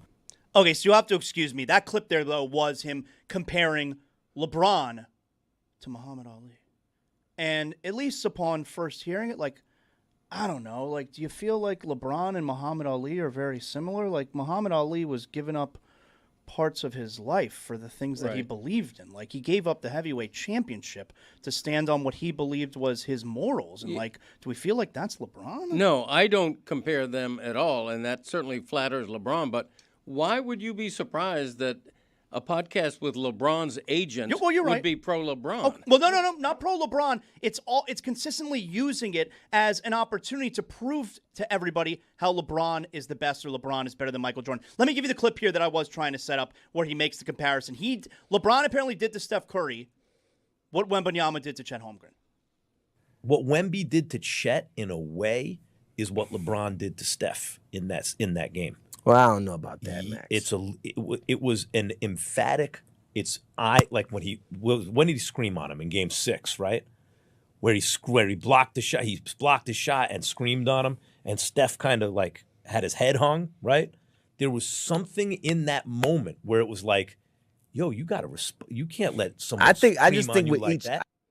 I mean, really, like he emasculated Steph Curry the way that Steph Curry gave a 0 performance the way that Chet Holmgren did a couple of nights ago. Has anyone ever heard that before? I haven't. But at the same time, celebrating LeBron James is not just his lane. I mean, in general, but you guys are airing the Step Back series. Celebrating LeBron James is not clear in the property of Rich Paul, right? I mean, it's done. It's done. He's our most celebrated athlete, active, you could argue. I know we'll move on, okay? Life always does. Sports move very quickly. Wemby will take over the NBA, and this is what it will look like. He's here from the future, and he's the new guy. Get out of the way, LeBron. But it is not ridiculous to say that LeBron James is the modern-day Muhammad Ali, which just means famous at this time of 20 years, dominated, most powerful American athlete, got into very little trouble. And while he did not take up the social causes perhaps the way that you would have liked him to, in the modern day, we've talking about one person for 20 years the same way we did with Ali. That's the unusual part. In the modern day, he has dominated. He's the only thing that comes close to what football is. He has dominated sports conversation in this country for 20 years. And so I'm not even sure second place is particularly close. Steph is not it. For 20 years, everyone's talking about this one athlete in this one sport, and he falls on some meek side of some public issues and political sides and corporatized and bought and places where business conflicts make an appearance. But LeBron James has been the most, if you say 15 years free agency, money is the thing that makes everything go. Like for 15 years, he's been polarizing at the center of American politics. Maybe not like you wanted him to be. More than Michael, not as much as Ali, but who else? Do you think people liked LeBron more when he was losing? Like that point was made he was people's champion. When Muhammad Ali would lose, people would still gravitate toward him. When LeBron would lose, he gained more and more criticism. Like there was more people, right? Maybe unfair, Oh, but I thought that was a reflection of the time he birthed, though. If you're the social media's athlete, you think Ali would have been what he was in this cesspool? Like, where everyone's got all their opinions on the internet and people think the internet is real and it's everything. Like you think this dystopia, whatever LeBron James has had to traffic in this stupidity of a generation raised on addicted to their devices, gossiping about LeBron every day. Ali didn't hear all that shit. Ali didn't live in that. Ali saw that in some of the streets, in some of the fights, but LeBron was living that war on the internet as, man, we were here when he joined Twitter. Oh, welcome, LeBron. Is access all that's cracked up to be? Here's the internet, and every single thing you do will be talked about so much that you'll get addicted to the attention. And your agent will team with Max Kellerman because you want to do content companies next because you don't want that attention to go away. Who would? LeBron James isn't going to just give up 20 years if I was the most important thing. You think he's going to just fade into broadcasting? Like whatever they're doing next is content. It's in Hollywood. Like the game for them is the next 20 years. Like Rich Paul and LeBron created a company that now has Max Kellerman in and around it, that represents 90 NBA players and I think 600 athletes. Like, it's a monster company. My favorite, though. But isn't that how you become Ali of the modern age, though? Because now you're going to fight the tech guys? I mean, when I think of Ali, like I think more about the social causes Yes. and the impact Yes. that his words had and his actions had, and the morality that he stood on. And like, I don't feel that that's LeBron. No, he's just a rich modern athlete who stood for player me first empowerment. But Ali stood for me first too. He was just in an individual sport. He was fighting the country. I agree with Zaz. Bill Russell was in Ali's company in terms of the athletic stature met by the social justice warrior vibe. LeBron, no. LeBron is the biggest star in sports right now anyway, for a while longer, but not to be compared with Ali, in my opinion. I will say, like, at the beginning of his career, or if you want to call it the midpoint when he was with the Heat, LeBron did lead the way on the discussion around Trayvon Martin. That's true, but what else? Like that. What else? Yeah. That was a big deal. He put himself out there along with Dwayne Wade in a way. And to Roy's point, when everything was going on with George Floyd and Black Lives Matter, like, he was out in front on a lot of that stuff. Now, it doesn't mean that he stood up for every single cause in every single moment. He ultimately is a billionaire, right? You don't become a billionaire by standing up against every single corporate entity when those things are going on. But he absolutely put himself out there, particularly at that first time where the big three was hated. He may have been a star, but to be out in front on something like that happening in his own state was a big deal. Let me ask the group of you this, okay? When I ask you, how are you supposed to do it? Yes, of course. Easy stance alert. No one will ever be Ali. And no one will be allowed to be either. There is no person who will step into this breach and do it the correct way. Ali didn't know he was doing it the correct way. He was just fighting for the right things. And at the time, he was willing to not go kill people in Vietnam because he proved to be right on the side of history during a totally different time. When presented with Trayvon Martin, when you're presented with a controversy, you're the MVP of the league, you came here at 25, you are just now developing your adult voice on how do I attack important things. I'm going to do it by bowing my head in a hoodie so that everybody knows that our kids look like this too. And the Miami Heat absolutely made that a name that echoed with sports, used the right way, the time he chose to do it best. He could have fought on China and did not because everybody's in business together now. But there's no right way to do it. He had the opportunities to do it, and history will show him largely right on many, many things, including making money for LeBron James and his friends and empowering those people and changing the sport, but not necessarily changing the world. Maybe they'll do it with their content, but not necessarily changing the world. But who can do that? Whose responsibility? Like, who could? If not, if I say take LeBron James off the table, who is the modern day Ali? Who gets to be that person? Kurt Schilling. Patriot. Well, Red Sox really. That's good. Could have played football if he wanted to. Good arm. Speaking of football. You can achieve all things through Christ. Philippines 4:13. I had a takeaway yesterday. There are many things now being said and written about A.J. Brown and Myles Garrett. One of them was expected. One of them was not. And I want to talk about the teams and the players in a second because the A.J. Brown stuff is interesting and people seem to be super interested in it. When A.J. Brown tells Maria Taylor, hey, I had Patriot rugs in my house for the last few years, even when I was with the Eagles. This is my team. It's my team since I was a kid. I was doing what I was supposed to be doing with the Eagles, but this is it. A 28-year-old is now going to be with the Patriots, hell-bent on being their number one receiver in a way that's better than Stephon Diggs was, and is being entrusted with the future of Drake May when the Eagles are just telling you, yeah, you can't trust your future with him, right? Like, whatever it is the divisions were, he's saying that people just grow apart. He's telling Maria Taylor about Jalen Hurts. Nothing happened. People just grow apart. Like, that there was nothing there worth reporting. But they were at the center of a champion and a weird style of play, if we're really being honest, where they were just mauling you for 2 years. There's cement mixers running down the field, and Jalen Hurts going to play conservative ball with a number one receiver who's like, hey, I'm good for 150, whoever's throwing the football. And so, like, that division is like the collision of where sports was. They won a championship because they were trusting Lane Johnson and not trusting their quarterback. And when they needed A.J. Brown, they said, yeah, we'll trust him. So many people are talking about this and putting this story ahead of the Myles Garrett story as a move. And the way it was covered just really did sort of mystify me, because I'm looking at Myles Garrett changing teams. And when I say two-time Defensive Player of the Year, like, that's an unprecedented football player. Like, that person being traded to anyone is the story of football. There's never been anyone like him except anybody? Reggie White? Like, is that that's the only comp I got. Lawrence Taylor? Like, whatever. What was just traded is best in the league 2 years in a row, no question. Not just best at sacks, best defensive player. And we're talking about the drama around A.J. Brown, who has never once been the number one player at his position, never mind number one player on offense. And it was just mystifying to me when the Rams are clearly a piece away.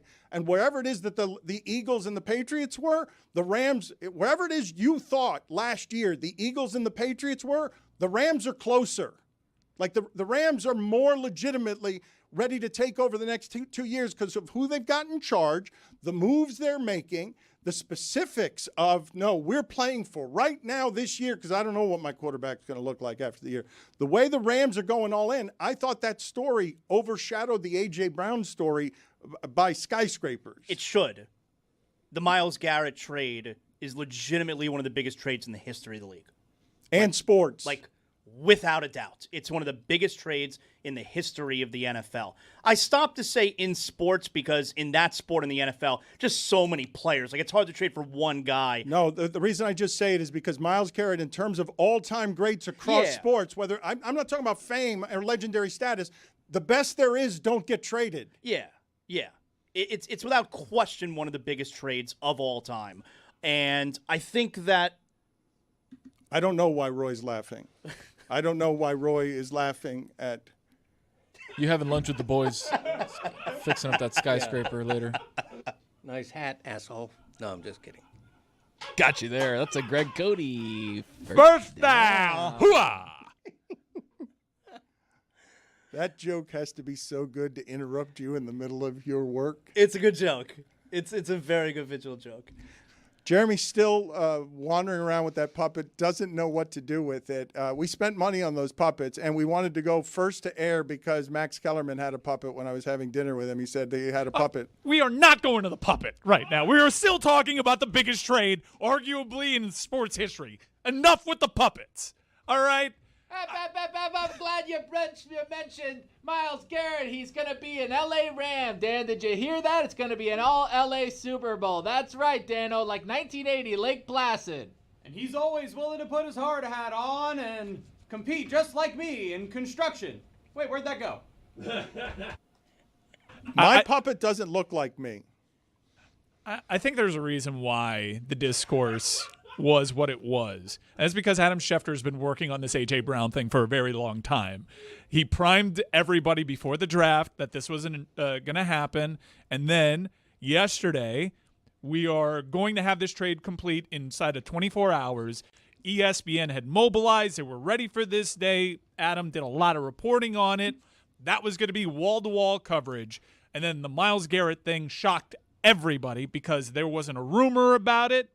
No one had any whispers or smoke, and it came out as that A.J. Brown thing was already developing, and the internet has already been having fun with A.J. Brown and Jalen Hurts, a possible schism between the two, and that was a meteor story, and then the Myles Garrett thing just like came and shocked everybody. I thought the A.J. Brown story getting more attention, Mike's right to an extent. I think it also, I was thinking it's because there was a salacious, gossipy aspect to the A.J. Brown story between the coach and between a reporter. Well, Mike just brought up something that I did notice yesterday, and I was thinking a couple of things here when all of this happened because the coverage was a bit confusing to me, right?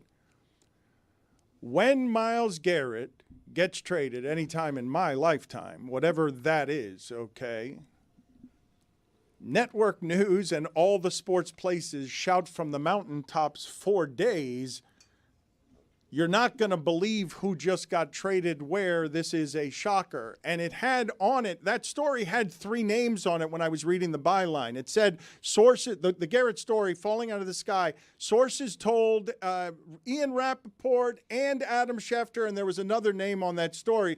And it made me confused as to whether the day's coverage was planned, and everyone knew it was A.J. Brown Day, and the machine was moved by, where'd this come from? How'd this happen? And I'm just asking you in all the parts of this story when I do say, no, it's one of the biggest trades in sports history because not just this guy traded for him, but what the Rams are doing. They were a play away last year. And they're like, no. Whatever your contract is, come on over here. Yeah, we got a good pass rusher, but he's not as good as you. I thought they were going to put him together.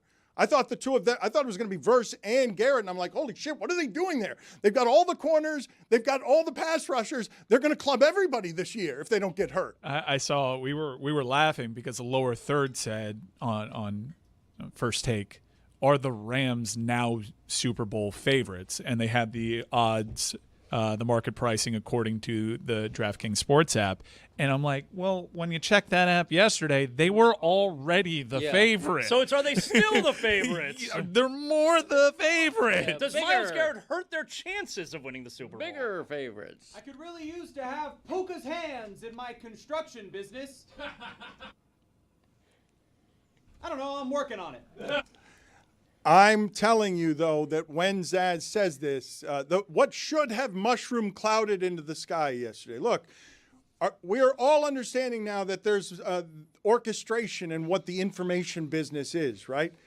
Football was meant to dominate yesterday with whatever was happening with A.J. Brown that Adam Schefter can tell you from however it is he gets his information, hey, this is going to happen probably in the next 24 hours. And then what shoots through the planning is one of the biggest trades I've ever seen that isn't then covered like one of the biggest trades I've ever seen because nobody's ready for it. And what I'm telling you is when Myles Garrett is traded, that alone is enough to make it one of the biggest trades in the history of sports, not just football. Just that guy traded, best in the league 2 years in a row. It's really hard to do. He's not best at one position. He's best at all things defense. Just got traded to the team that while we've been talking about is Sam Darnold in charge or whatever, wants this year more than everyone else. Drake May is here to help A.J. Brown, or A.J. Brown is here to help Drake May for the next 3 or 4 years. This is coming to help Matthew Stafford right now. This is one last call on our quarterback can be the MVP for one more year. I hope Puka gets out of rehab okay, and I hope our physical injuries can withstand because the San Francisco 49ers are going to get taken out by the power plant again. It's a franchise that is making a habit of putting all their chips in for one last Matthew Stafford run, and we've heard that for 4 seasons running when they get guys like Jalen Ramsey, right? They did the all-in aggressive move, let's trade our picks for corner help.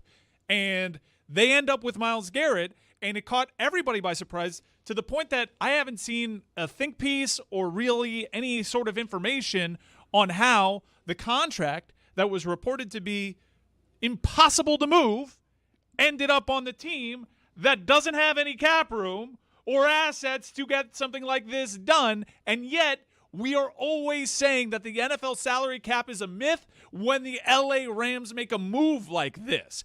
They are making a habit of it. Mike, I'm glad you bring it up. So some people have done some math on it. Effectively, the Rams are taking on the remaining 5 years and $178 million on Garrett's contract, but it's essentially a 3-year deal worth about $99 million that can get the Rams can get after it after the 28 season.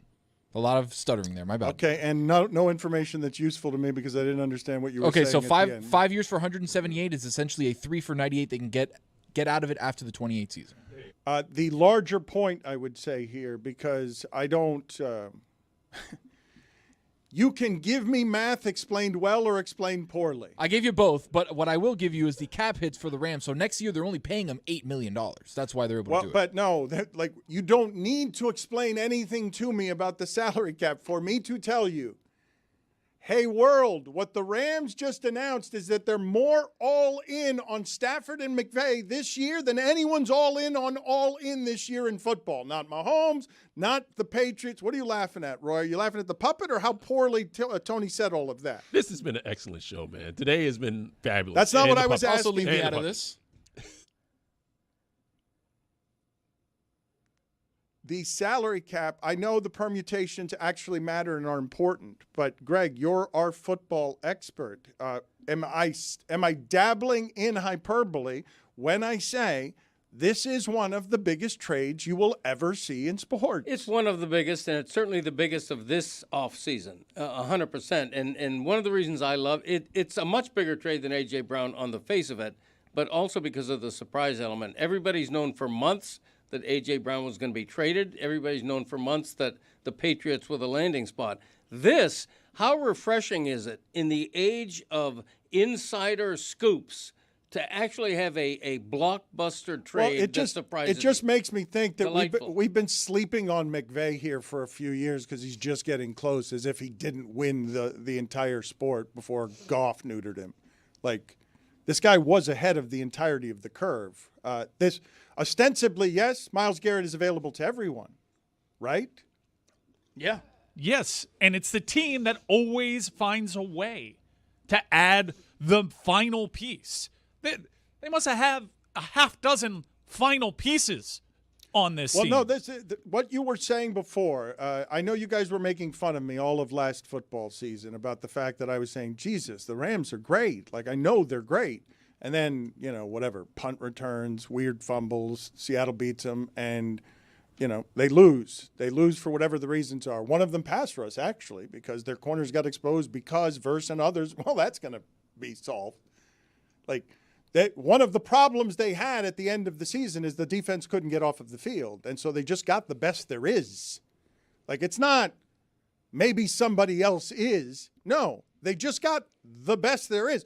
Dallas, Green Bay, whatever you think you're doing with Micah Parsons, or did financially, the Rams just got the best there is. And when I say Lawrence Taylor and Reggie White, it's purposeful. Do not lose sight of the mastery of what's happening in these games at the moment.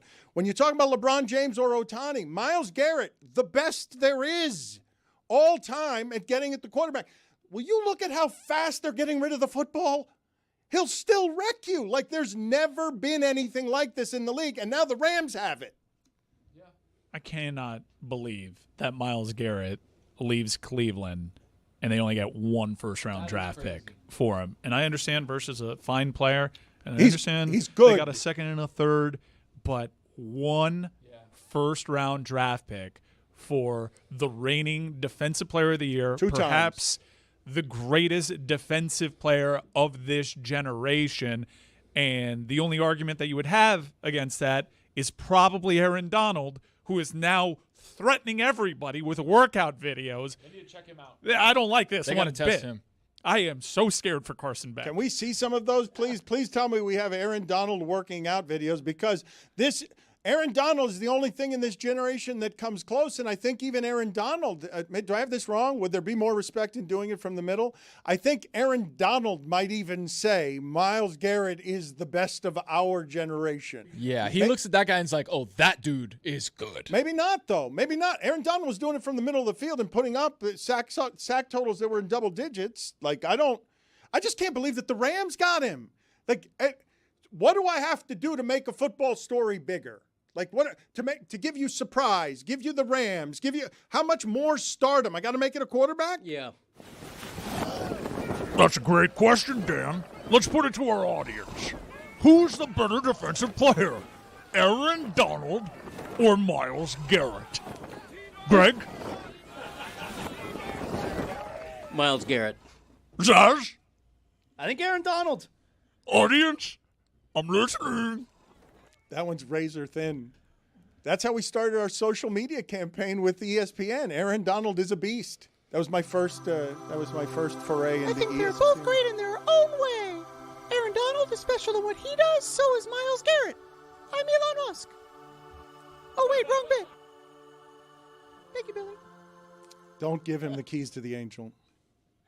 I told you. I told you not to give him the keys to the puppet. Well, sorry. There's 2 puppets. So. If you put him in the room with the puppets and the angels, the delicate flower will come out, and we will not do well as a show. Happy Pride. Who is happiest about this trade? I'm going to say Joe Burrow. Yeah. Easily. I just don't think we've properly appreciated, even as much as we've covered this sport over the last few years, because Myles Garrett's on one of the losers, like that we're watching all-time historic greatness, like you'll never see it again type of stuff. You haven't seen it many times before, but it doesn't matter because it's not in playoff games and because the Browns, in management of this and everything else, have been such an epically run dumpster fire that is the opposite of what the Rams are. How was this available to everyone in the league and it was stolen from the worst team by the best team? This is kind of the same conversation we had with Luka, right? All of a sudden, it was like middle of the night, hey, there's a massive trade, one of the biggest trades in sports. How did the Lakers get him? Did they even offer him to anybody else? Like, do we know? Maybe we can have some reporting later on if the Rams were able to just call them and say, hey, would you trade us Myles Garrett? And they said yes. Or maybe there was a couple teams that were trying to vie for this in the background. Like, it just seems like the Rams like got him, trade. and there's no information that anybody else was in on it, and it's a blockbuster because nobody knew he was going to be traded. Somebody, please explain to me how this happened. I mean, I know we're saying how the salary cap is not real in the NFL, but if we're being realistic, there's probably only a few teams that had the cap space to be able to acquire him. Now, it's not even like the Rams had the cap space because they also sent out How Jared would the Burks. Rams have the cap space? They're giving Stafford $55 million over here. How did somebody explain it to me? I did poorly. No, you couldn't have done it worse. Like, I was more confused after you spoke. Okay, and so then it was I got $8 worse million. when you gave me numbers. And there was $8 million, then it's $16 million next year, and then it's another $16 million after that. Okay, I'm Greg, I don't know if this is moving too fast for you. Please give me some football expertise on what the hell just happened here. How, more quietly than A.J. Brown, did the best of the football teams that we've had the last 10 years, led by the smartest of guys, a team that is all in because they've already done this with corners and they're playing for it. Next year, only with Matt Stafford, we all kind of know the MVP of the league is probably done after this. I'm assuming. The mystery here isn't how they finagle the salary cap to make this work. Obviously, they can, and part of it is that he's getting very little amount of money next year. The mystery here is how can there not have been at least one and probably multiple other teams offering Cleveland more than they got? Salary cap. Well, not just that. I guess you could theorize that the Browns wanted to do right by Myles Garrett and send him to a team that is well positioned to win a championship. Oh, but Mike, this does feel like Luka to me. Like this is the comp. The comp is Luka. I'm watching this trade happen, and I'm like, the Browns, while giving Deshaun Watson all the guaranteed money, have so ruined their last 10 years of doing the opposite of what the Rams are doing, that they not only wasted the Myles Garrett years because, God help me, those defenses were only good because he was on them. They didn't have great players. They had other good pieces. They had good pieces on that secondary too. Myles Garrett, the reason the Browns were as good as they were, even though they've been dreadful, is because everyone knows every week you got to stop Myles Garrett. Every precision you have known to man making the ball come out in 2.3 seconds knows that Myles Garrett can't wreck your offense, and he still did it because it was Myles Garrett's defense. Like, when I'm talking about the responsibilities of an all-time great, this guy has made this a professional franchise by himself. Like, I feel pretty comfortable saying that no matter what 7 other good players the Browns had while throwing to shirtless David Njoku.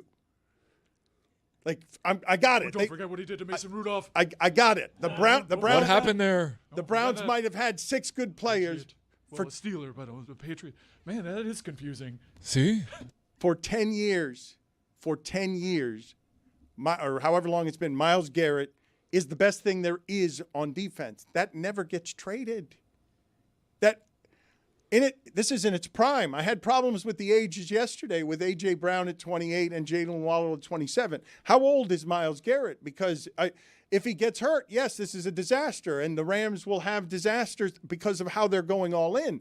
But to me, the most impressive part of worth watching news making around this story is that the Rams just did it. It's not even that an all-time great is being traded. It's that it's the team that should have dominated the last 10 years of football just went all in a way that's seismic and no other team did. He's 30 years old, Myles Garrett, which is 4 years younger than Aaron Judge.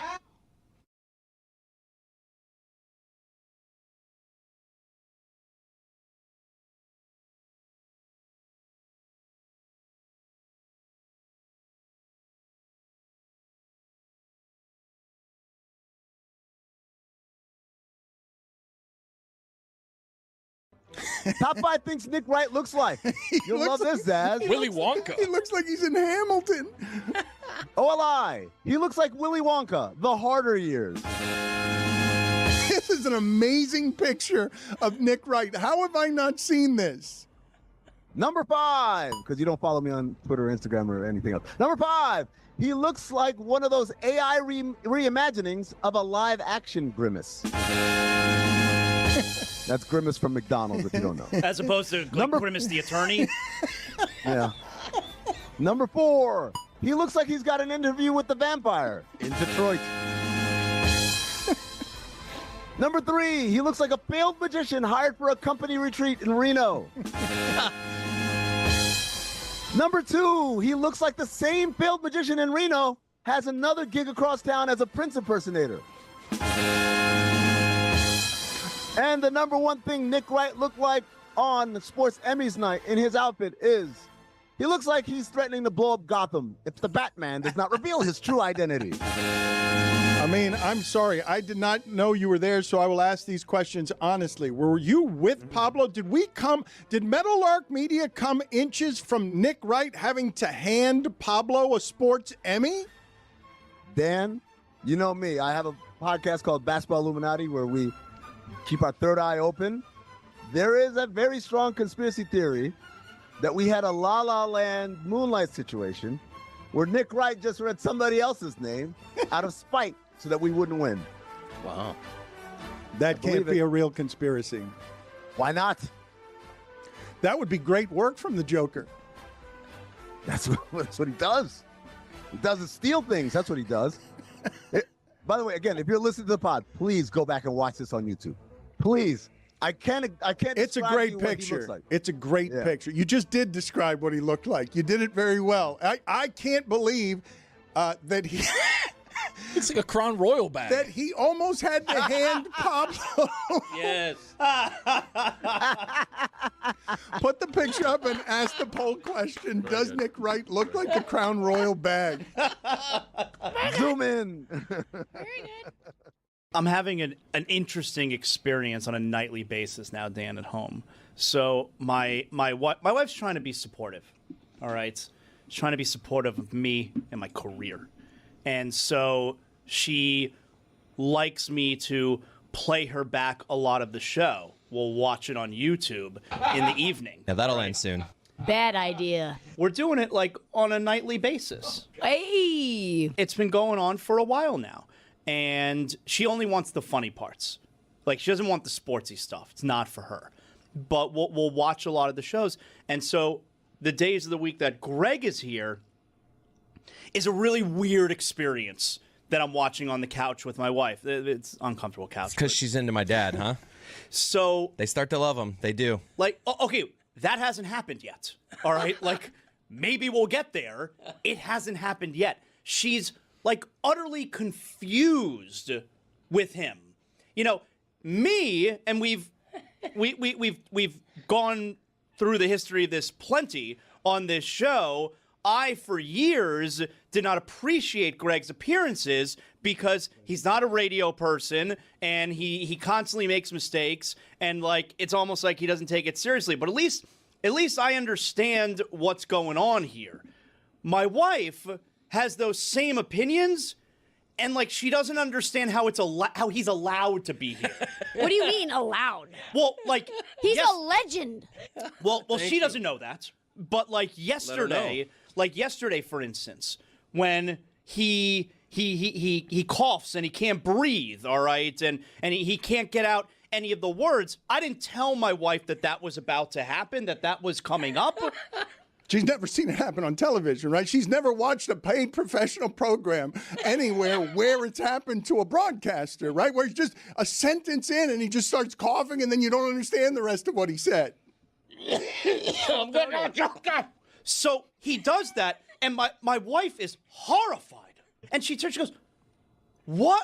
Why is that allowed?" She said it out loud? To me. Yeah, to me. But she said out loud, why is that? What, he's coughing? He's been coughing for 10 years around here. It's like part of the show. It's one of the accents. COPD. She doesn't understand how, like, why wouldn't that be, and I know it's a live show, obviously, but why wouldn't that be edited out? Why is that okay for him to do that? And does she understand the show at all? No, but this is no. Wait a minute. She doesn't get the show. No, whoa. I would not say that. I would say this is almost every relationship of any listener I've listened to in our audience. It's how their significant other ends up getting into the show. Why is the person I love so fascinated by this and find it so funny? I want to understand this weird Zaz language. I'm not going to do it with wrestling. I'm going to do it with, why is Cody there? Like she's confused as to how he's a regular on a very big, radio show, podcast, whatever you want to put it, but seemingly doesn't understand anything. Yeah. Your wife doesn't want to learn. She didn't want to earn. She does want to learn because her husband wants to earn. Juju's like, that's his queen right there. I don't know. She's really confused the days that You should tell her that he once had hundreds of people lined up to look at his toenail. Thousands? No, it was more than Could have hundreds. been thousands. It was thousands. Well, it was. I'm talking about money I could have made. Yeah, you blew that. Really. What Zaslow's wife just realized with Discovery is what Zaslow realized once upon a time. When he was a producer at the start of everything we were doing here and Cody was on the show, he'd get, why is he there? Isn't it the same thing? Then he would sing a song, and you'd be like, oh, okay. I'm watching my wife go through all of the emotions and opinions that I had 20 years ago about Greg's appearances. I come around to people, though. I'm an acquired habit. My mom thinks you're the best part of the show. She thinks you're the star, Greg. See, that's a woman. So does mine.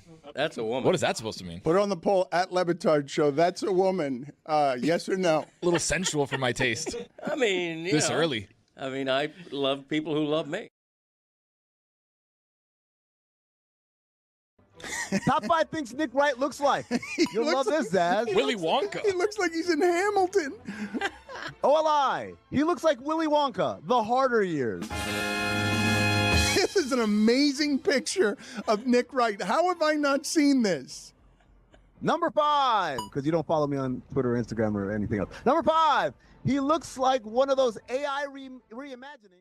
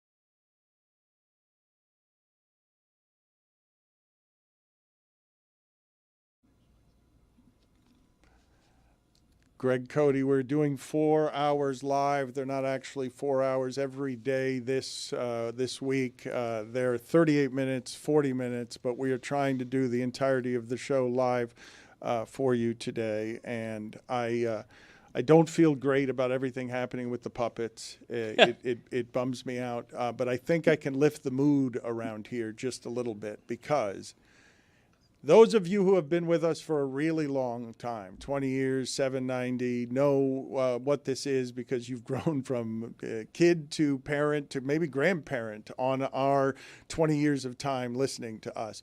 You know the name Sid Rosenberg.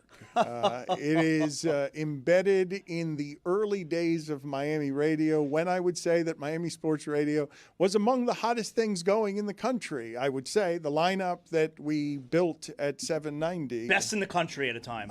Yes. Was it when Sid was on there, or was it before? Sid was on in middays. The best 790 lineup there's ever been was when? Yes. I think it's Sid in the morning, and then after Sid was Sedano, and then Boog, and then you. That lineup there, I think, rivaled any lineup in the country. And Kevin Rogers with Brandon Goose. Okay, Raj. And so Sid Rosenberg, I didn't know much about him. Sid Rosenberg had a lot of drug troubles, and I had at least one meaningful, spiritual, loving moment with Sid Rosenberg, at least in part because of just, I'm going to say, how generally hurt he seemed.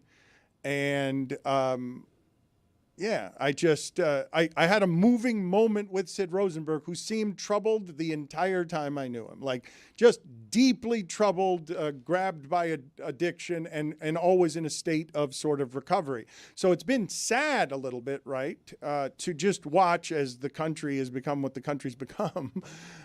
Everything that's happened to Sid, that includes now him being just like really red. Like just, I don't know how to say it other than whatever the fury is that roils within him. That's purple, Dan. Well, I don't know what's happening here on this video, but it was shocking. I can't believe that's not AI. I can't believe that that's real in any way. Roy, you're just laughing, but I really question with great sincerity what happened here. Is he okay? Is he well? Is he not? He's not sick, right? That is a nuclear shade of plum. Yeah, what sickness would make you plum? That can't be real. No, it's very real. Oh, it's real. That's the And it's mortal spectacular. version of the devil, that guy, what I'm looking at right now. I need to explain to the audio audience, this is a color of skin I have simply never seen on a human being, no matter how burned they are. Look, I've seen Zagacki. I saw Zagacki, and it's Sports Radio Hall of Fame stuff. Zagacki got a sunburned so bad wearing sunglasses that he did a game, and his eyes, or the area around his eyes, were clearly white, and the rest of him was broiled and charred and red. But it wasn't this. This is miles beyond this. It is not even close. If you can close your eyes and picture the Zagacki picture with the redness around his face, now take that 47 times more. This isn't a sunburn. And that's what Sid looks like. This is the color of his skin. No, it looks like he's holding his breath, and he held his breath for like 5 hours. All right, I need to explain to the audio audience that does not know what this looks like. This is a shade of purple I have never seen on a human being before. This is realms beyond red. This is not red. He looks like he's coming out of makeup. He looks a bit like Hellboy. All right, so Dan, you've given us two people that he looks like. We did put together a couple of compilations to let you know, all right, does he look like this or does he look like that? Oh, you did this? Okay. We have a couple of them. Look, the answer's Hellboy. You're not going to do better than Hellboy. I think I have a couple better. I think All we have better. I do. Let's put up the first one here. Yeah. We got Sid looking very purple. I mean, look at that skin Okay, color. this is not a normal thing that we have here. I just need to explain yet more to the audio audience that this is not a skin color that any human being has ever had that hasn't been painted on them. So this is our first one. This is Vision from Marvel. Oh, Dan, that's... Remember WandaVision? Look at that. That's Vision. No, but he's so much more purple than Vision. Like, this is... Okay, so you want to go purple. All right, let's bring up the next one. Let's see. Oh, Thanos, Dan. Oh, that's Thanos is purple as all get out. Sid looks very similar to Guys, Thanos. no, He's got the bald head. Guys, Thanos... Sid is inevitable. Dan? Thanos is light-skinned purple. Okay, how about Thanos this? is light-skinned purple. You're right, he's right. How about this? Yes. A little bit more purple. Barney. Barney. Purple enough or not purple enough? It's better. Okay. Barney is better than any others you have shown me, but I'm saying Hellboy, and I think he's more purple than Hellboy. I've never seen a human being this purple who's not coming out of makeup. We have another purple. That's another purple person that was very famous a couple of years ago with the Mets. Can we pull up Grimace? Grimace? Now or we're getting Sid closer. Rosenberg? Now we're getting closer. Look at the resemblance. Yes, this is okay. What has happened to Sid Rosenberg? Mike Ryan, I see you sitting out this conversation. Why is he sitting out? Yeah, I see Mike has faded to the back of the room. He doesn't want into these waters with the political nonsense that is Sid Mike Rosenberg. doesn't like talking about politics. I don't take him seriously. I mean, he spoke at the Republican National Convention. Yeah, but that's typically not a political forum, Dan. Dana White's done it for 3 straight RNCs, and he's not political. Everyone knows that. Zaz, I will ask you again, and Cody, I will ask you again. What happened here? Is Sid okay? Well, he's never been okay. No, but He's fine. What I He's mean fine. is, if that's not doctored, if that's actually the No. way he looked, You don't want to it say worries something me. and then find out that he's actually Yes, sick. This is what I'm going to accuse Sid Rosenberg of right now, publicly, even though I, too, fear the political waters that bring the Tea Party and Breitbart and Shitstain and their army of Sids.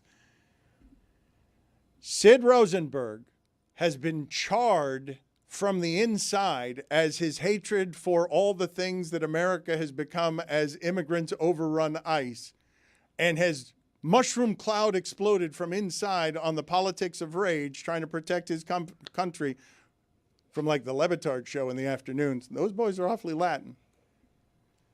I believe that Sid Rosenberg has been charred from the inside. Do you have a better theory than me? It's not yet gotten to totally burnt. It's just in the purple stage. It was red in various phases. It was pink before that. But we've just gotten to purple. It's a purple stage of hatred in this country, somewhere between white and black in the racial divisions of this country. It's dark purple. So you're saying the internal temperature is climbing so fast. Yes, that a the lava, a external volcano of color- hate from inside that has purple lava. Not white, not black, not red, sort of green. There's a lot of green in there. We've seen people like their skin color change. Like we saw Michael Jackson. We saw Sammy Sosa. I've never seen this. We've never seen this color. No, Sammy Sosa was unprecedented. Look, Michael Jackson was strange. Sammy Sosa was another kind of strange. Sammy Sosa was in the same realm where everybody just assumed he was trying to look whiter. He goes the other way. Sid in the modern times goes dark purple. Like whatever the spectrum is of ridiculous race colors on the stupidity of what we do around, oh, this person's white, this person's black. This one's purple. I have another one for you. I'm going to bring up Hellboy to see what you think of Sid and Hellboy. See, this is Close closer, enough? but even more purple than Hellboy. Look, come on, guys. Do I have this wrong? Never in the history of Earth have you ever seen this on this shade of skin on anyone. Yes or no? How about Red Skull from the Marvel Universe? Are we closer there? Red that's Skull a good one. or Yeah, there it is. Sid. That one is good. That one is also charred from the inside. I think the red one might be the stage of Sid that there is when the last of the hatred eats him up from the inside. That might be the next stage on the spectrum of cancerous racial opinions. Did I ruin it? I don't know. We're looking around. Mike, what do you think? I don't have any thoughts here. Nobody's got thoughts It's on a it. little. It's a little dangerous. What's dangerous? No human should be that color. Well, I think someone speaking to the J Post would not like to be compared to Red Skull, given what you know about the background of the character. Well, Zaz, you and I gonna rule here? Think it's all right? I want to go back a second and just stew in some of Zazlo's shame for a second, just real quick. Zaz, what happened with what it is we were trying to do with the Rich Paul stuff? Oh man, like Dan said during the break, Zazlo, did you get everything off your chest you wanted to about Rich Paul? I was like, no, and I don't want to anymore. I'd like to move on because I'm not happy at all the way that went. I performed very poorly there. I have a lot more things to say about. I have more clips, and I want them to go in the garbage. No, I want the Rich Paul segment that you want. As soon as you become full time, you're flatly refusing to do the segment that you wanted to do. Now that I'm full time and I have an actual deal, I can say no to things. And you want to know if I have more to say about Rich Paul, and I do not. So whatever your criticism of Rich Paul was going to be, we did it so poorly in execution that it makes you retreat from whatever your opinion was on Rich Paul. Not even close to meaningful enough. All right. So the World Cup is 9 days away, okay? And I really do want to get we are about to head into a slow time in the sports year, and it's my favorite time when it's slow because we can do what we want and we don't need too much sports. However, in the middle of this is the biggest sporting event there is. And so it doesn't actually get to be slow because it kind of ends up being both the hockey and the NBA playoffs in one because all of a sudden all of our Latin friends are engaged in a way that they usually aren't. What's that Colombia-Portugal ticket going to go for when we're talking about Knicks tickets and what it is that's happening right now in New York? What you said, 4,500 to get in the building on Wednesday night? For Game 3, yeah, 4,500. What's about to engulf South Florida, and Greg, you can speak to this some. I think we're about to have the most expensive ticket we've ever had in town because of what the World Cup in this city with Colombia involved. Everything over the last 30 years that has lived here or in Colombia wants to be inside of that stadium. Right. And people are so aghast at how much they're charging for World Cup tickets. Well, demand equals dollar amount, and the demand is great, and so the dollar amount is great. I don't know why everybody's up in arms that you have to pay a couple of $1,000s to get a seat at a World Cup game that's that level, like Colombia in Miami. I think it's because they've and Mike can correct me if I'm wrong, they've never been this expensive, right? That's right. The World Cup happens in countries, and there are countries who are playing at that venue that are super popular, and they've never been priced like this. But to explain to America, lest you not know, Colombia playing in Miami a World Cup game is the biggest thing in this city, given our Colombian representation. Get in price for that first Colombia game, which is at the end of this month. It's Colombia and Portugal, $3,300 get in price. And Portugal also has one of the best players in the world. So if you want to take your family of 4, you're Colombian, you got 2 kids, you want to go see your country, $13,000.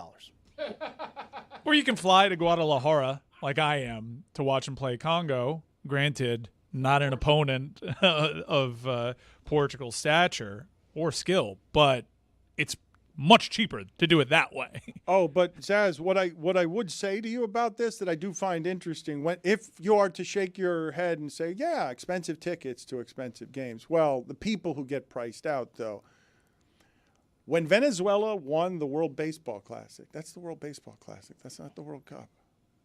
When they won the World Baseball Classic, the number of Venezuelans that I saw in our city who were just overcome with joy at sports being the best possible thing that they can feel in their hearts, whatever you think Knicks fans are feeling now, they were so happy with the World Baseball Classic. Colombia playing in this city and some people being able to go to the games with their kids and stuff, that ticket being priced out for poor people is a real shame because every poor person also wants to be in that game, and them getting this expensive makes it so that people who aren't as big of fans as the one who are the biggest fans have absolutely no access whatsoever to the biggest game this town has seen for Colombian soccer. The problem is the primary market and the fact that if you do want to go to this event and do things the right way, which is tickets go on sale at blank time, I'm going to get by my computer, I'm going to try like hell, you've got no shot. No shot. And if you do get through, the face value is an absurd amount of money, the likes of which we have never seen for a World Cup. And then the secondary market's going to do its thing. You don't have a shot because all the scalpers and the bots are going for the tickets, and then it's going to the secondary market. And it's a damn shame because this is the world's most accessible game. And for some context, comparing the Colombia game to other games that are taking place down here, Saudi Arabia and Uruguay, get-in price for that is $400. Sure. Which is reasonable for a World Cup match, in my opinion. Oh, but reasonable. Guys, give me just historic context. Greg, you are a columnist, but you are a columnist who, even while working at the Miami Herald, doesn't speak very often on behalf of Hispanic people. Colombia playing a World Cup game in Miami compares to what in terms of the number of people? Colombia playing locally? a Copa America final against Argentina in Miami, and we all saw how that went. What is headed our way? My larger point on talking about the World Cup and what is headed to Miami. I've told you guys before that Miami's dressed up as a big international city. It's a spring break town and a spring break state. It's just covered in the drug money. So when Formula One comes here, it's funny, because no. We're not big time. We look big time, but what's happened in this city over the last few years is a lot of artificial money comes into the city and makes it a real weird place economically, where the richest of the rich are here, all of them, because of the homestead exemptions and everything else. The second homes are all here, and you can't live here as a poor person anymore. It's just not.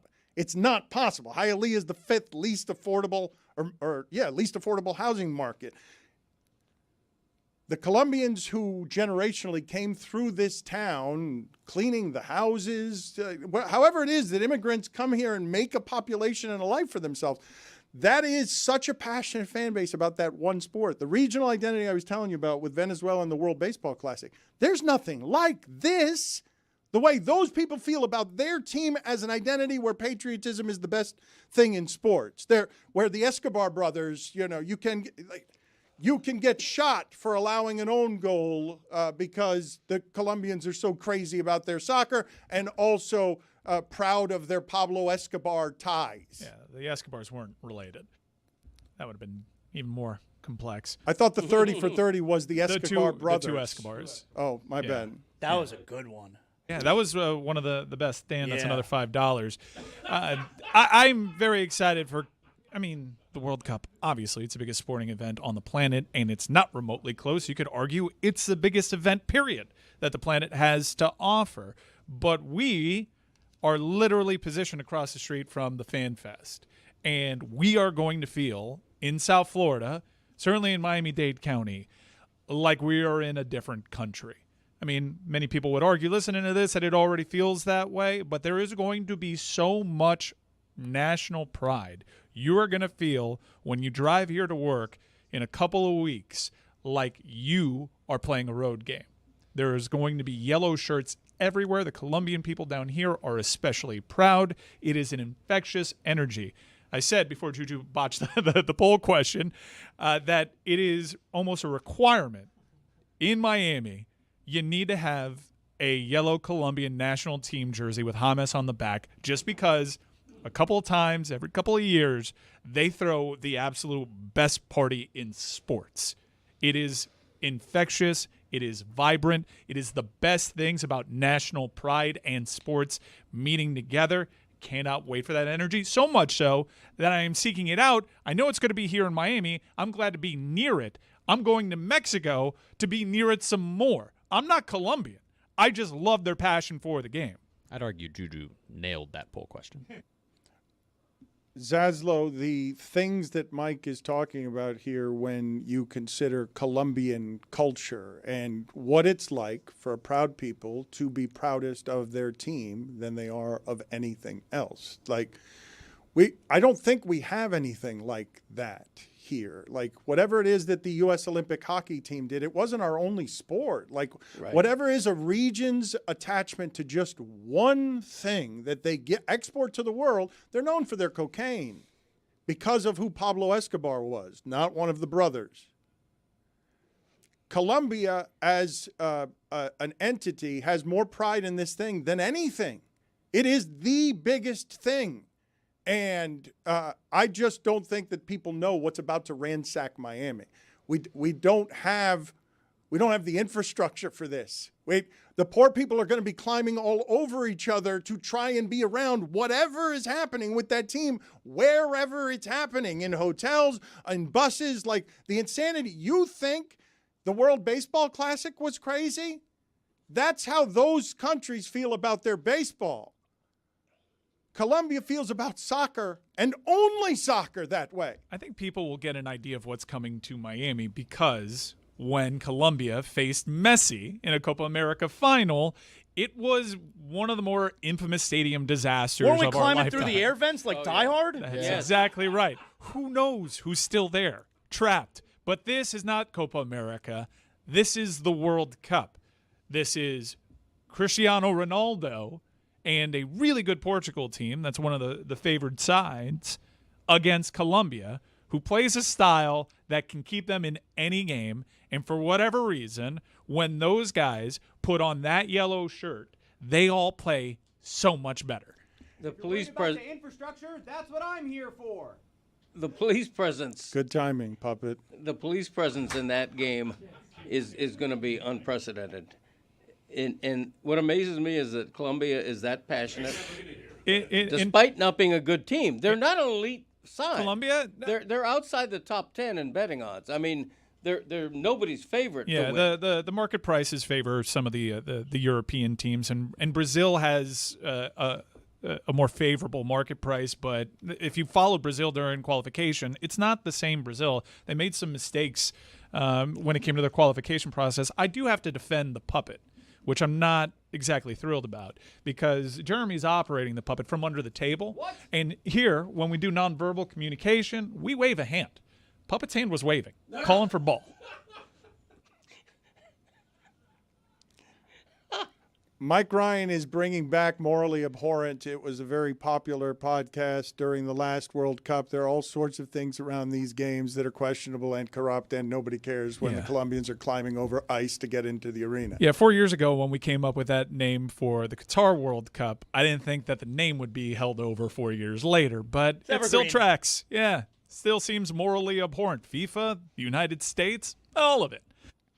Greg Cody, I am told, and I'm sorry it has taken this long to get to this, I am told that every 4 years, very big, not quite as big perhaps as how Colombians feel about being able to see their team in Miami, but every 4 years, you pick your favorite World Cup team. And you pick the Greg Cody podcast featuring Greg Cody sponsors that team outside of America. It's not Let's Go States here. It's your giving your allegiances and your interest to another country. Has that announcement been made yet? Because every 4 years, how long has the podcast been around? We were born in 2020. This is our 6th year. So this is the second time doing this for the World Cup, and everybody waits around to find out who is the team Greg Cody is supporting, who is the team that is not the United States that the Greg Cody Show featuring Greg Cody is supporting this year. Yeah, we have a major reveal on my latest episode, but I'll share it with you here. The official World Cup team of the Greg Cody Show podcast is Côte d'Ivoire, a.k.a. the Ivory Coast. French-speaking. I think they're ranked like 35th of 48 teams. They're a sneaky underdog. They're not at the bottom, but they're nobody's favorite. They're in a tough group with Germany. They've never been out of the group stage, Côte d'Ivoire. And that's C-O-T-E, by the way. And spelled Cody from where I'm looking. It is Côte d'Ivoire. Great Coast. Is that the reason? If we're being honest here, where self-absorption resides and narcissism is king, is this your favorite team just because their first name looks like it's Cody? That may be a factor. I'm not saying that's not a factor. Another factor is their best player, his first name is Wilfred. Okay? Wilfred, I think his last name is Yaha.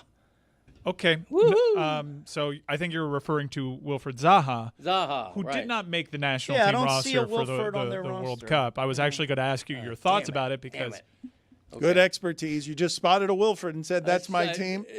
So there's my name and there's my Wilfred. There's my analysis. Okay, first of all, it's an outrage that he did not make that team with a name like Wilfred, who is my father's name and my son's middle name. Wilfred Zaha. He was a big favorite to make that roster. It's an outrage that he didn't. You'll be happy to know there's a different Wilfred. What's his name? Wilfried Singo. You know about that Wilfried Singo? I do. No, you don't. Yeah, of course. No, he's a wonderful player. Greg. Côte d'Ivoire, ladies and gentlemen. Greg. He's right about that. And that's another Greg Cody first down. I want to go dive deep into the narcissisms before we get back to sporty things. Côte d'Ivoire. Sporty adventures. Yeah. If I'm giving you 100% of the pie chart on all of the thinking, research, emotions that went into picking the team that you were going to pick as your favorite to celebrate the Greg Cody Show featuring Greg Cody. Right. How much of the percentage out of 100% is you chose that team just because their first name looks like Cody? I don't want to quantify it, Not here to take a quiz. I'm not here to take a quiz. I mean, come on. Well, you didn't know Wilfred was on the team, and so I feel like you are here to take a quiz if you're identifying a favorite and the research you've done doesn't even do us the courtesy of knowing whether a guy's on the team. I know this. I know Côte d'Ivoire is the world's leading exporter of cocoa beans. That I know. Who won? You all did. Who won? No, we didn't all win. We all lost, and he wins. That's what happens around here all the time. What happens is what did you fine me for? I got $5 out. I'm asking Roy, where's the fine bucket? I don't know what I'm fined for. You made Pablo Escobar brothers with a Colombian national team player So he might have been behind the murder of. Instead of the two Escobars, I made Real Cain and Abel situation. Right, the Escobar brothers. Okay, I got a name wrong, and that's a $5 fine. What is the tally at on where it is I have to pay for things before this gets really expensive? ProjectMainStreet.org. Boogs, at 1 o'clock, Boog has a live auction, and there's a lot of good stuff to buy there, and you should be a part of what he's doing. It's a big part of his life and his day-to-day. Can we get Benetti on? I meant to ask you guys to reach out to Benetti to make sure that we can give him some coaching and some criticism on whatever it is we feel like he got wrong with his first batch of donations here. That means I'm in for $880 so far. That's not so bad. It's a little bit more than that because it's another $80 on top of that because the Boog money off for me and then the Greg Cody money for me. Processing fee. 10% or 11%? Well, 11% credit card processing fee. Would you like to round that up for charity? That's how they get you. 12%. They do it at the grocery store. I just say no. Yeah, I say no. no. I help plenty of charity. I do. Not this time. On my own time. So you've noticed this. So now when people ask you for this particular charity, do you get less charitable because you're like, no, this is a grift. I'll keep my change. Thank you. I don't like that you're trying to take my credit card pennies and put it round up here so to grift your game up so that Bezos gets it. Yeah, to the human fund. Money for people. Yeah, I do that too. It's called name, image, and likeness. Why are we putting that on Cuck T-shirts for Zaslow and he's not getting anything out of it, including business? Nothing. Including business, which would seem to be like if I believe our audience should support two good causes today. I believe it should buy Cuck shirts to just support Zaz because it's an inside joke. Yeah. That's what you're buying. Yeah, it's what be the first. Yeah, plus you're letting the world know. No one would do that. It's just a bad marketing Someone campaign. calls you a cuckold. Nope. Wait a second. Look at the shirt. I don't think anyone's going to wear the word cuck on the front of their shirt. I With believe my that's, face. Well, that makes it worse. Ugly mug. That does. But make it is also helpful to know that it is not, a personal message. It is strictly for a Jonathan Zaslow type of message. Who's buying that? Who are we selling to? I don't understand our business strategy. Selling to non-cucks. I don't think you understand what you're doing. The majority of people are non-cucks. So you got a massive audience that are non-cucks. You have a couple cucks who wouldn't wear the shirt. You could sell this shirt to someone that truly believes Zaz when he claims that. Can you get for me, Roy, Jason Benetti warming up, right? This was calisthenics for both Boog and Jason Benetti. These are 5 catchphrases, but I believe today is the day that they're going to give us our payoff. Jeremy, I am concerned, though. I don't want to force anybody to pay $30 to watch this because they got to go to MLB.com to actually have a sports adjacent appearance. Well, tough shit. I'd like to. But if that's how you watch an out-of-market game. What am I supposed Would you to like do to about tout that? piracy? You want me to pirate the stream? I got a guy. I mean, MLB Extra Innings has been around for like 30 years. Tony, I want you to help our audience. Look, nobody else is going to be any kind of interested tonight in Tigers Rays except for me. I'll find the Rays wherever it is they're playing. I love having them awesome on baseball. Yeah, but I've got the Rays and just the Rays. I don't need the rest of baseball. The Rays are what it is that I'm watching. Do you subscribe to Rays.tv and not Marlins.tv? I told Valerie, I had this conversation with you guys. I told Valerie when she asked me, what do you want, what don't you want? Because we got way too many things here. I'm like, whatever we got Rays baseball. God. Like, just make sure we got Rays baseball. Whatever else happens, I don't care. Just Rays baseball. And, make sure also red zone. Make sure red zone. Rays Red Zone. Anything else? That was must-have? Yeah, because it's not even the same network. It used to be there was a network know. that had the Heat and everybody. Yes. Nope. No. A la carte. Well, Rays baseball. Well, I got to imagine some people found that confusing. Can Greg Cody find a Rays or a Marlins game on his television? Can you find a Marlins game on your television? As a matter of fact, I asked my wife over the weekend, Sunday I think it was, what channel are the Marlins on? And I think she told me MLB TV.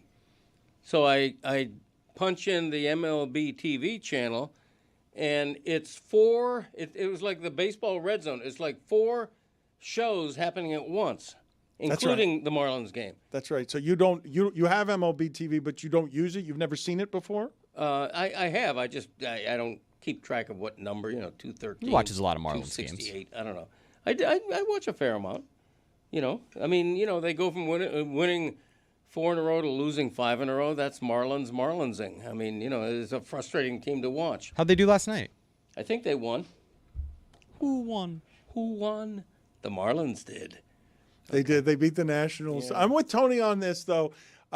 It does have to be confusing to a generation of people to wake up at, stumble out of bed at noon on a Tuesday. Whatever generation of people is stumbling out of bed at noon on a Tuesday and being like, so the Cardinals are playing at 1:15 today, a baseball game at 1:15 on a Tuesday. Or on a Wednesday? Why are they doing that? Yeah, it's just a bad business. Who's this for? Like those cuck shirts. Like the cuck shirts. Yeah.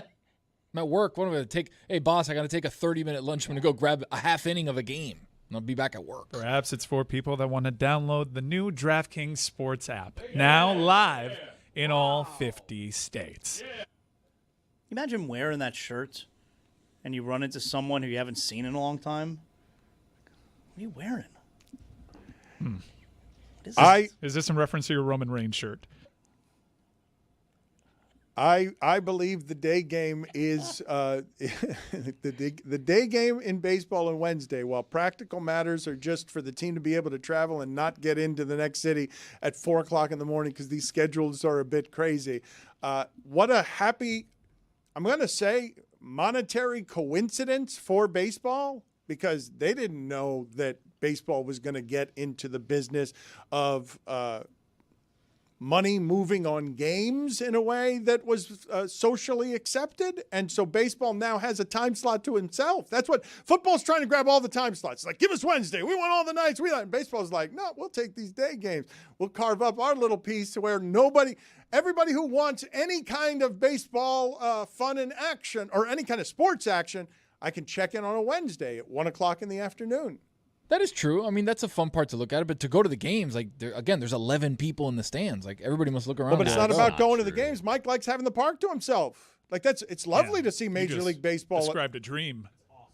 It is. I mean, when you think of the Marlins always playing in empty stadiums, that is a nice ballpark. They're playing Major League Baseball. The Major League Baseball is good. Whether it's good enough to win more games than they lose, probably not. But you have all of the place to yourself. It's like an amusement park for just you and 3,000 people on a Wednesday afternoon. I like when there's no one there. I get my man spread on. And you have a super handsome, talented in-game host. Make that a T-shirt, too, to see if it sells less. Man spread. Josh Get Appel. my man spread on. You're supposed to do that when everybody's there, Zaz. Step your game up. Get my man spread on. Zaslow needs a lot of room. He needs a cavernous stadium with 40 seats empty. So He likes to be comfortable when he's watching. So that he could get his man spread on. Horrifying to everybody. I don't want to be anywhere near his man spread. How is Don't worry, he'll be off in the corner. How is Sid Rosenberg being purple not the worst thing we've envisioned today? The worst thing we envision today is a defensive line that features Aaron Donald and Myles Garrett. How is that allowed to happen? I want to shake my fist at somebody. Why do they get all the good players? Smarter?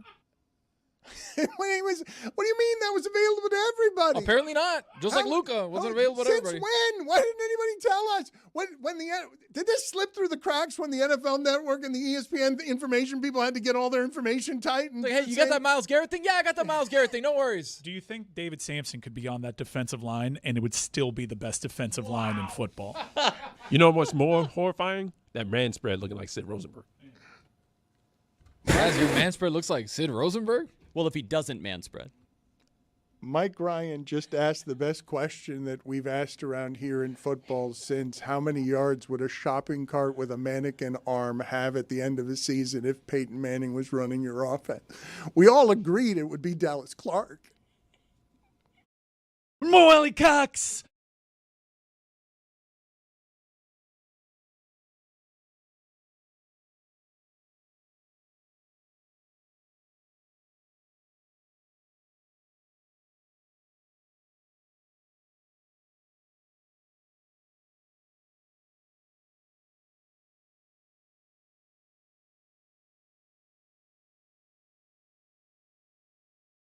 Let's play movies with Greg Cody here while Pablo's here. Let's see what we have here. Oh, God. Greg Cody doesn't know about movies. You could check it out at Greg Cody Show featuring Greg Cody. Let's play the latest movie clip. All right, Greg, what movie is this from? You, Brennan. I know you touched my drum set, and I want to hear that dirty little mouth admit it. Okay, music, drums. No chance on that, though. You, Brennan. I know you touched my drum set, and I want to hear that dirty little mouth. How many of these Touch My Drum Set is iconic. How many of these do you have? How many do you have left? I have like 5 more. All right, play them all. Let's see if you can get any of them. You don't know that one? No. Hell no. That was Step Brothers. Okay. Okay, here's the next one. I'm funny how? I mean funny like I'm a clown, I amuse you. I make you laugh. I'm here to fucking amuse you. What do you mean funny? Funny how? How am I funny? Oh, I like that. It's Danny DeVito. I'm close to that one. He plays a lawyer. Yes. Okay. Oh, he does. In My Cousin Vinny. Exactly. Cousin Vinny. No, that is not. It's not My Cousin Vinny. I thought it was he's playing a lawyer. You were right on that. That's Goodfellas. That's not My Cousin Vinny. That's Goodfellas. He stars in both of them. My cousin He was Vinny on is the right track. 2 Utes. That's my cousin Vinny. Yeah, 2 Utes. Okay. Play another one for him. Half credit. No credit. Half credit. You called this guy Danny DeVito earlier. 0 credit. All right, here's the next one. No, I am your father. Star Wars. Which one? Which one? Oh, come on.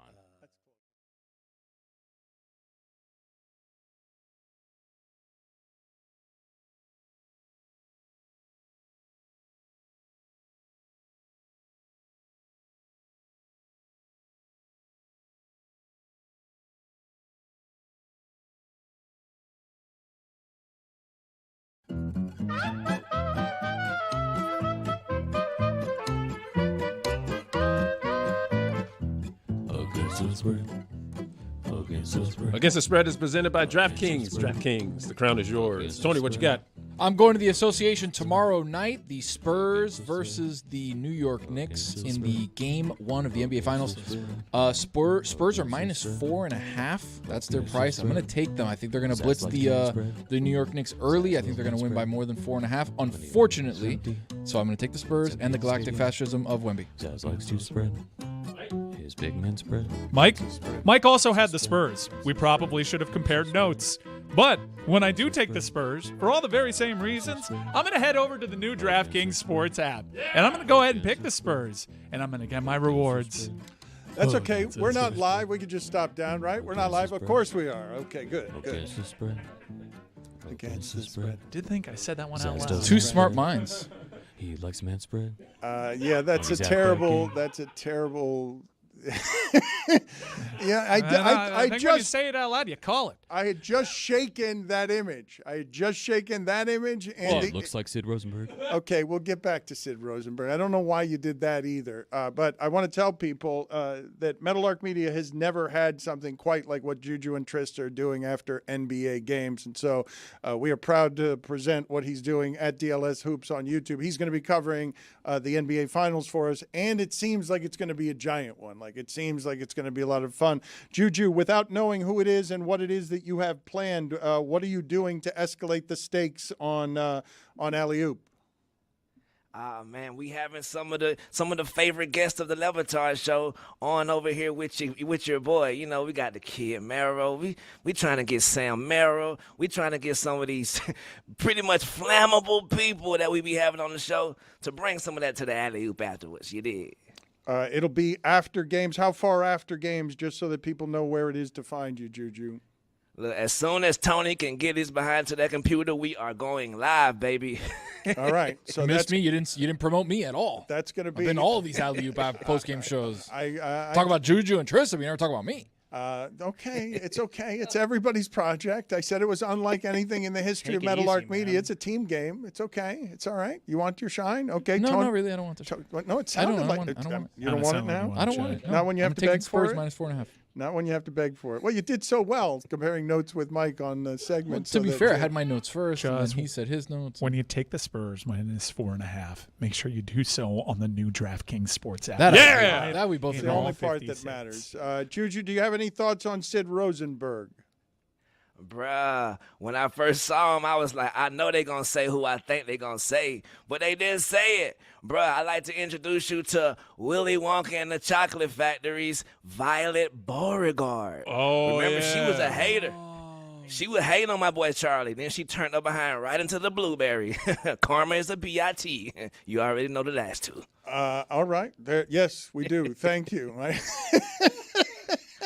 We already do know the last two. It's you could have done. We know the last. You could have done BI, and it would have been 3. There it is on the screen. That is fully purple. You guys have no more answers though on what might be happening there, because I really do feel okay. Haha. We all talked about it. Also, it's skin color, unlike any I've ever seen on a human being. What's happening there? No answers. Just we're going to throw our heads back laughing. Like when he looks in the mirror, he gets up in the morning, he's like, oh my God, I'm purple. What happened here? He's cornered the market. But what?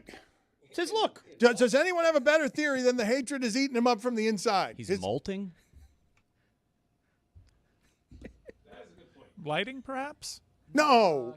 No, I mean the heat lamp that is hovering over his bed at all times. Okay, you think he's gone? You think this is a bad sun tanning accident, that he fell asleep in a tanning machine? I mean, Sid famously, throughout his entire career, reveals how much he loves to tan. In fact, there was like a person on the street, famous New York series, and this person just happened to come across Sid Rosenberg in the streets of New York, not knowing who it was, and he was shirtless tanning on a park bench. You guys believe... He acted like a real creep in that. Maybe colloidal silver? You guys believe that is not a tanning accident, that's a tanning on purpose. Yeah. With Sid Rosenberg, you don't get to look that way on accident, dude. It's absolutely purposeful. Impossible. Just can't be. No, Like 2 that's days after the Joker fell in. That's his thing. That's been his brand. What do you mean? What's his brand? To push tanning to the limit. But that's more like a Stacey Adams, like brown leather. His is a purple leather Stacey Adams. That's a totally different brand. shoe. The brand must be bronze. It can't be purple. If you're trying to make it your brand, you cannot look cooked. He looks like an eggplant. Hello. Ayo, no. It depends. Hello. Hello. Where are we on the catchphrases? Both phallic in nature. Where are we on the amount of money owed? I wanted to get Benetti on. Let's see what happens. We'll find out together what's going to happen. Juju, let's get into the Joker of the Day. What do we have? Do we have a Joker of the Day of the week? Yes, sir. We got a Joker. But I also like to submit this as the most difficult ones for Boog or my boy to say. Hey, hey, we're the monkeys, baby, is very slippery. If they pull that one out, I think you might have to donate about 2 bands for that one. What you think, Roy? Oh, absolutely. Yeah, you're going to have to up that price, buddy. Exactly. But Joker of the day, man, my brother Skip Bayless. He says on Twitter, no surprise, Stephanie White reportedly out after repeated in-game clashes with Caitlin Clark. Wow. Not saying Whoa. White was wrong, but you can't show up the face of the league on camera. Caitlin obviously wants a favorite of hers from Iowa, Jen Jensen, but no way Jensen can coach both. Caitlin said yesterday her and Stephanie White are close as ever. This is exactly wrong. Even Twitter came in to correct it. Back to you. Well, I wanted to ask you the targeting of Caitlin Clark on the court. Is she less equipped for this than we thought she was? Because generally when you're face of the league type stuff, you're not a liability like that on defense where you're clearly being attacked. Like that's not face of the league isn't allowed to be that. I mean, it's allowed to be. It's just the fans of hers seem like they're here for the first time. Like, we can criticize sis. Like, she's a basketball player. She's a professional. The same way Jalen Brunson was targeted by the Hawks. The same way James Harden was targeted by the Knicks. They're targeting her right now because she could use a little oil in her joints on defense. It's nothing big, nothing bad. It's just those clashes are just so vivid that you can see, and fans of hers are so loud on the internet that they don't realize, man, this is just basketball. Top 5 list. Do we have one today? Oh, man. Look, bro, I thought the NFL should have Chris Paul'd this A.J. Brown situation with all the news that was swirling and all these little insiders. So I was like, damn, as a Bills fan / Eagles fan, this pisses me off more than anything. I haven't hated a team like this moving forward in a minute. A.J. Brown, public enemy number 1. So I got a top 5 teams that I hate. I don't give a damn. OLI, the Oklahoma City Thunder. Unfortunately, it's been a bad couple months for them Files. How did that happen? That really happened to people, huh? Like that, the style of play was so maddening that people turned on the champions. Simple as that. Mm-hmm. It was just bad. It's hard to watch because they don't have to do it. It's like seeing Superman flop. It's like, bro, what are you doing? What are you doing, Homelander? Get your behind up and be tough. Next OLI, I have no rhyme or reason for this. The Washington Nationals. I don't know. I don't get it. I love that. An irrational hate for the Nationals that he can't explain. You don't even know. Can you name any Nationals? It's a spaghetti W. I just don't like it. Right. I remember they had a Rendon situation, and I washed my hands. That's it. Number 5. On Rendon, they won the championship that year. And they didn't have to pay him. He doesn't have to explain his clearly irrational hatred for the Washington Nationals. Right. Number 5, and seeing this number 5, I forgot. We didn't mention a send-off into the sun for Russell Wilson yesterday, joining CBS, calling hanging up the cleats. I didn't even know that had happened. I thought that was an interesting decision he had to make, though. Jets backup or CBS, because everything's fine there. Yeah. The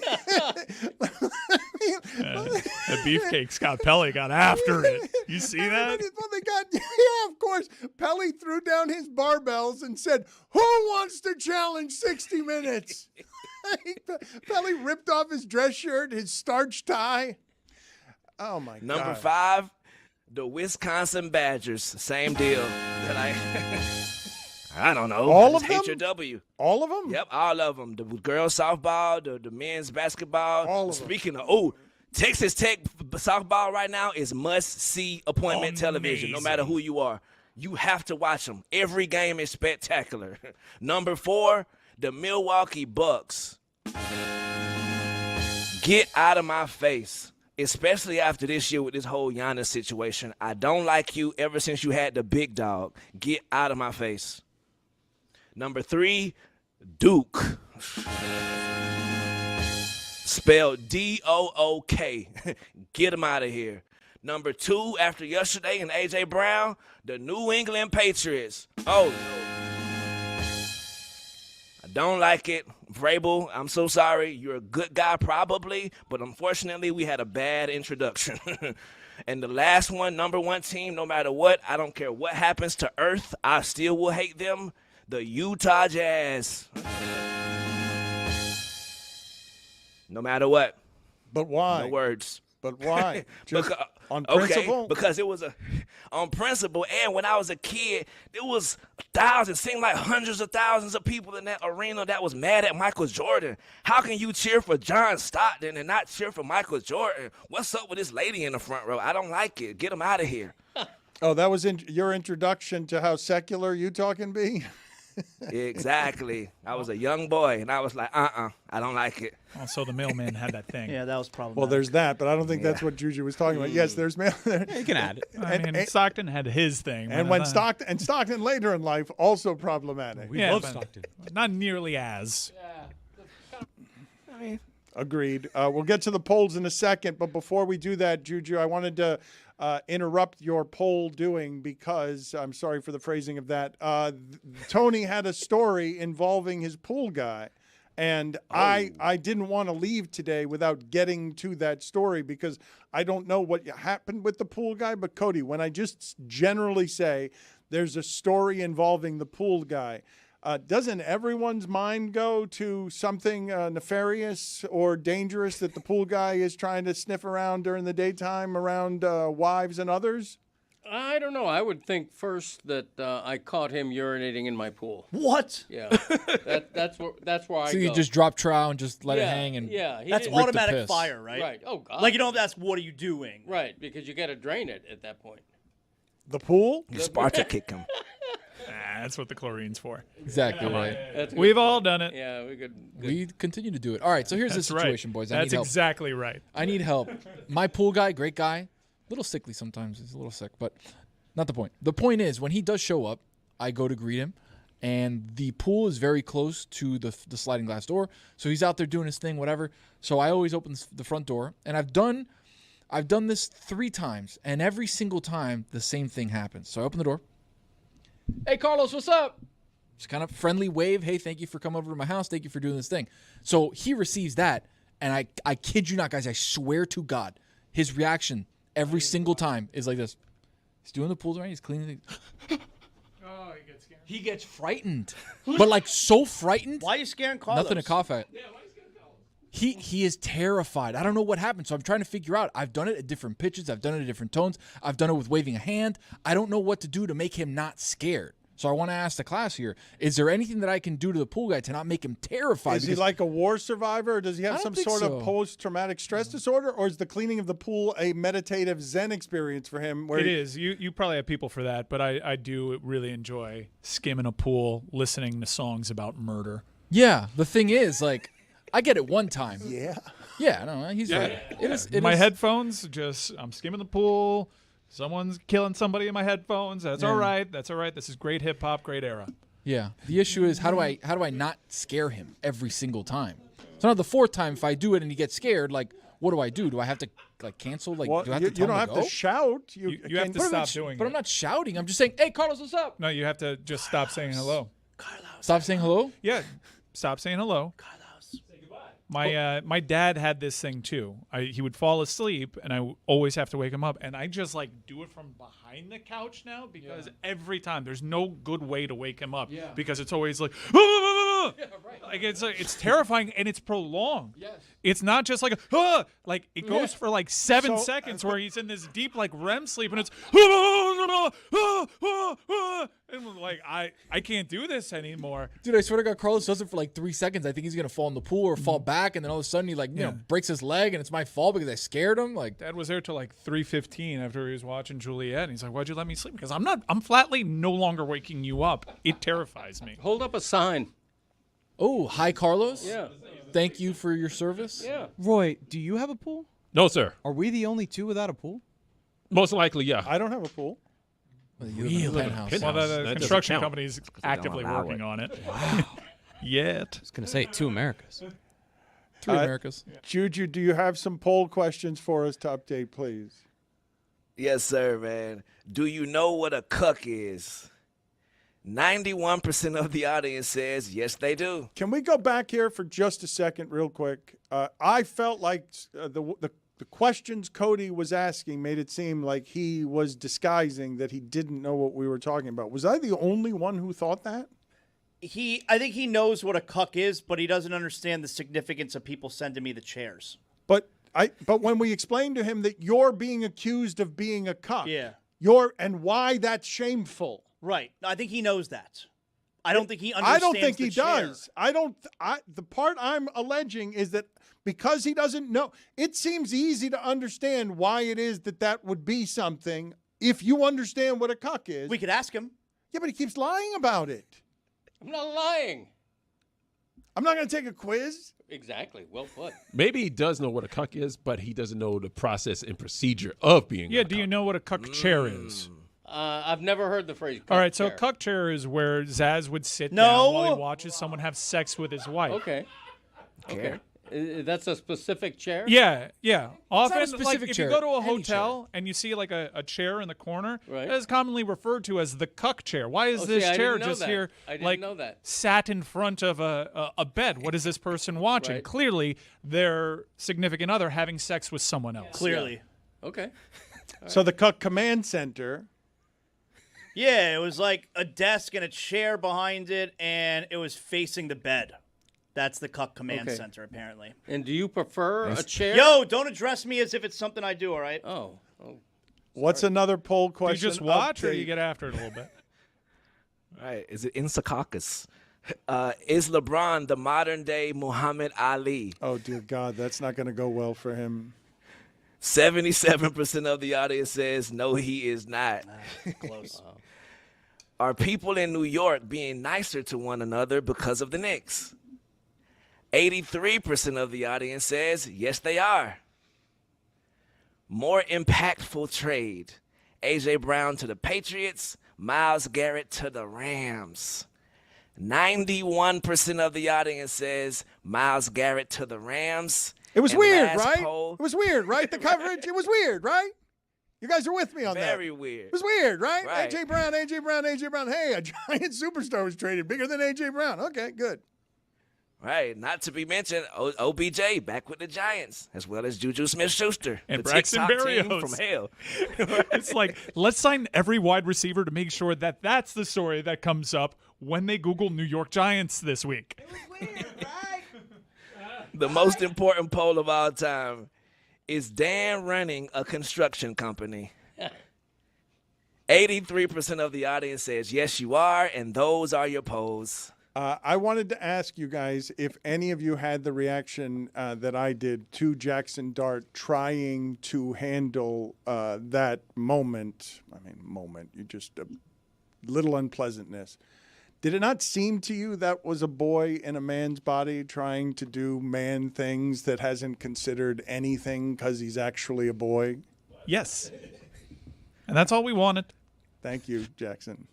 Greg, you see the command center. You can monitor the situation while also maybe taking a call, maybe writing some notes I'm not down. joking when I say I want tomorrow a chair there, and I want Zaz to be doing the show from behind us, watching Greg and I do the show. Who won? You all did.